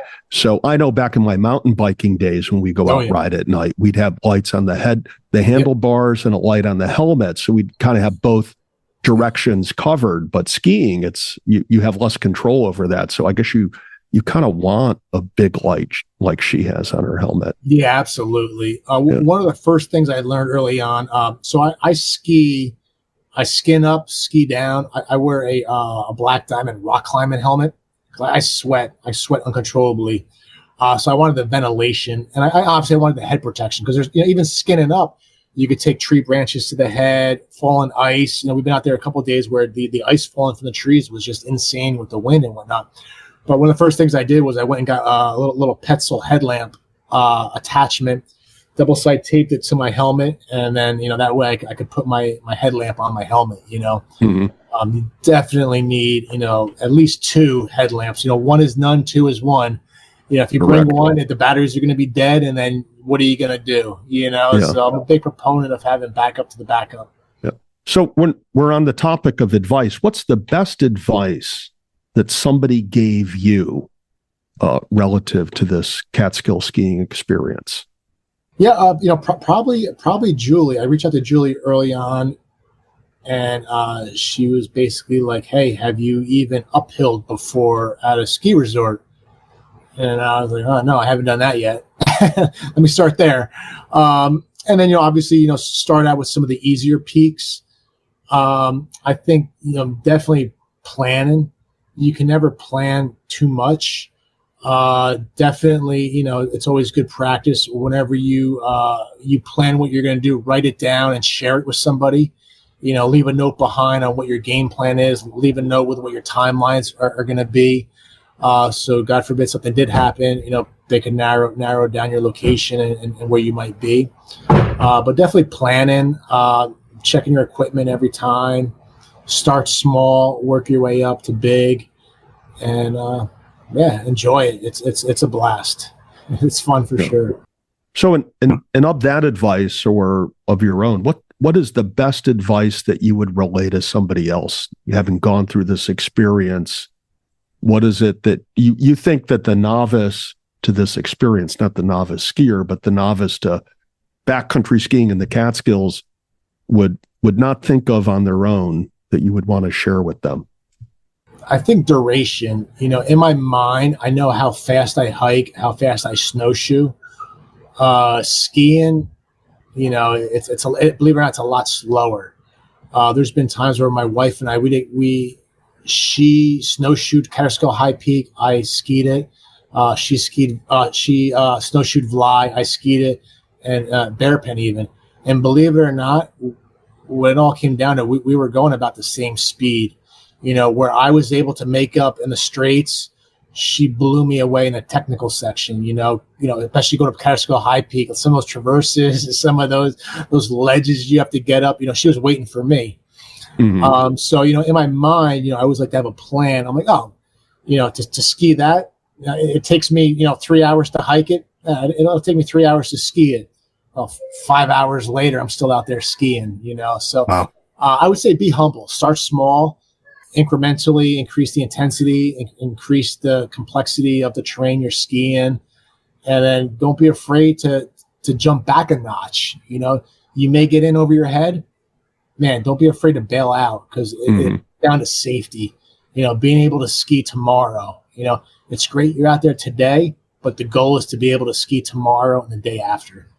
Yeah. Wow. Definitely. Are you like a motivational speaker for like skiing or something like that? That was big. It might be my calling, maybe. I don't know. Yeah. I don't know. I'm gonna have to put you that. I'm gonna have to get that recorded. What time is it? 2 hours. I might need a reference. So Kyle, why is it that the skiing is slower? Is it because of the transitioning with the skins on, the skins off, or something else? Well, going up, obviously, having a kick turn, being able to navigate the skis through tight terrain, the rocks, the roots. Coming down, it's you kind of ski in bursts, because it is mentally draining. Because it's like driving a car. Like when you drive a car, hopefully you're not staring at the hood. Hopefully you're staring 100 feet down the road, so you can kind of anticipate what's coming at you. Proactive versus reactive. So, for skiing, I found myself kind of doing a lot of the things I learned driving. I would kind of do in the backcountry. I'm not worried about that rock that's a foot away from my ski. I'm worried about that low tree branch and that hairpin turn, 20 meters up from me, So a lot of it, it's just, you kind of go a little bit, then you got to kind of slow down, regather yourself, look ahead, get the game plan for there, and then kind of work your way down incrementally. So when you say regather yourself, is that referring to like a holy shit moment? Like, fuck, that was close. I got a kid at home. What the hell am I doing? Is that what you mean by regather yourself? Some of the folks I ski with, I'm like, I do say, you don't always have to follow me. Because, we all have different levels of comfort. And I'm not saying mine's higher than others. I'm not saying my ability is better than others. I think truly I'm luckier than some or how I negotiate, high stress situations just from my previous life. Mm-hmm. But there's definitely been times where I've been skiing with some buds and they're like, dude, I don't know how you did that with not crashing and burning. And I look back, I'm like, yeah, I don't know either. You just kind of act instinctively, and make your way through it. I will say, though, after going through sections like that, that's when I kind of take a deep breath and kind of dial it back a little bit. I'm like, you know what? I'm kind of outrunning my headlamp, per se. You only want to ski as fast as you can see with your headlamp on, in day or night, so. This is why, sometimes I love watching those Instagram reels where people actually have the audio when they're skiing and they actually have what they're saying, because they'll go down one of these steep chutes and be like, oh shit. And then they'll save themselves. He's like, oh, like I want to hear that real stuff from people instead of like them going down like a 12-foot cliff and landing it with music in the background. I want to hear the, oh, and then like, and then they're like, damn, I made that. Like that's probably like a lot of, what you were doing was just like, oh, then you catch yourself. And that is one thing I wish I did a little bit better job of, not that I want to get into, creating films, movies or documentation or anything like that, or documents, but I wish I did use a little bit more GoPro footage of kind of the the journey. You know, I do have a few videos here or there. You do get some comedy. Holy crap! Oh my god! Oh, you know. But you know, I'm really looking forward to Julie's video coming out. Hopefully next fall. Really looking forward to that. I have not seen the Kennard Brothers film Variable yet. I just keep missing it. I've met Jamie a couple times, so I'm really looking forward to finally getting a chance to view his film, because I can really relate to what they endured, and really looking forward to Julie's film coming out hopefully next fall. All right, so the next time we're taking the microphone and GoPro footage, and we're following you. Tad will follow you, and I will be on a tug rope behind him with a snowboard on. So, but that'll be good because you'll be breaking me, right? If I got you like it'd be better than having skins on. Yeah. I'll just be trying to hold the microphone up and just falling down, and Tad's like, "Hold on, he's like 200 yards ahead of us." Yeah, we'll make it work. So who is the better skier? Yeah, this is the only reason we need to know. Who is it? You, the Kennard brothers, or Julie McGuire? Yeah. Come on. You know, hands down, you got to go with Julie. Yeah, she's accomplished so much. I know she's been on your podcast before. There's so many more layers to her and her life. You know, what I most admire about Julie is her tenacity and resilience.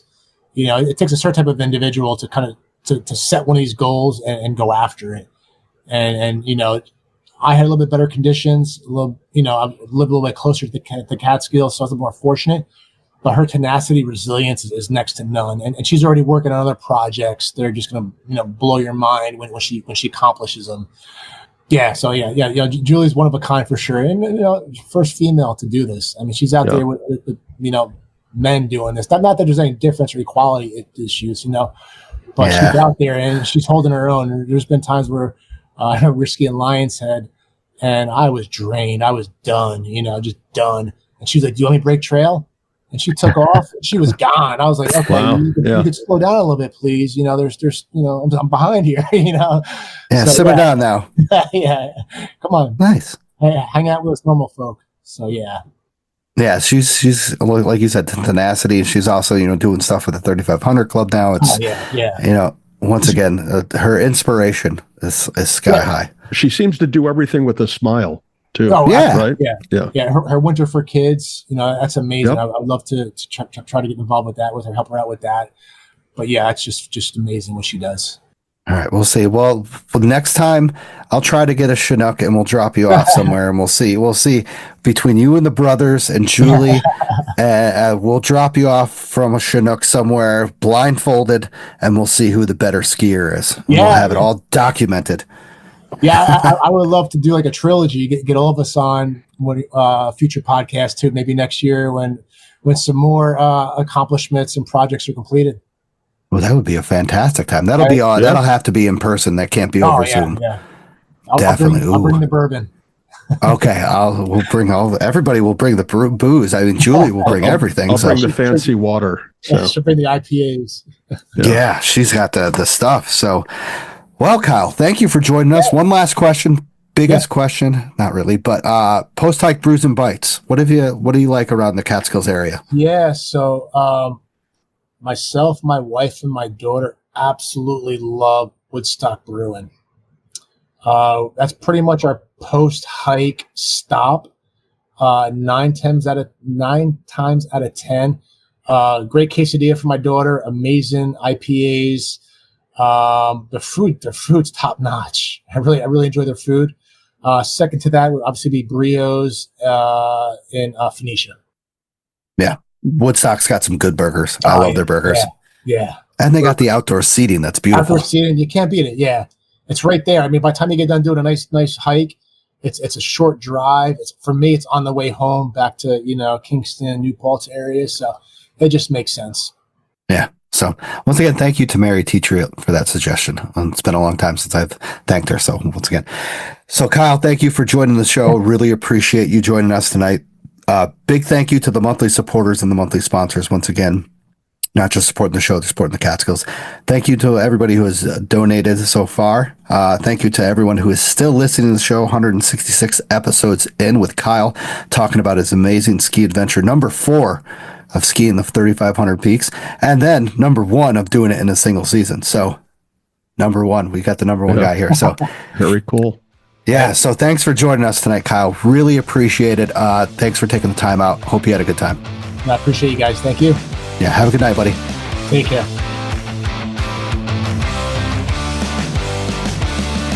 Hey everyone, I just want to thank you for listening to the show. If you enjoyed the show, subscribe and throw down a smooth review on Spotify, Apple Podcasts, or any podcast platform that you use. You can also check daily updates of the podcast, hikes, hiking news, and local news on Facebook, Instagram, Twitter, and the official website of the show. Remember this, you gotta just keep on living in the Catskills, man. Livin. Wicked, wicked, wicked.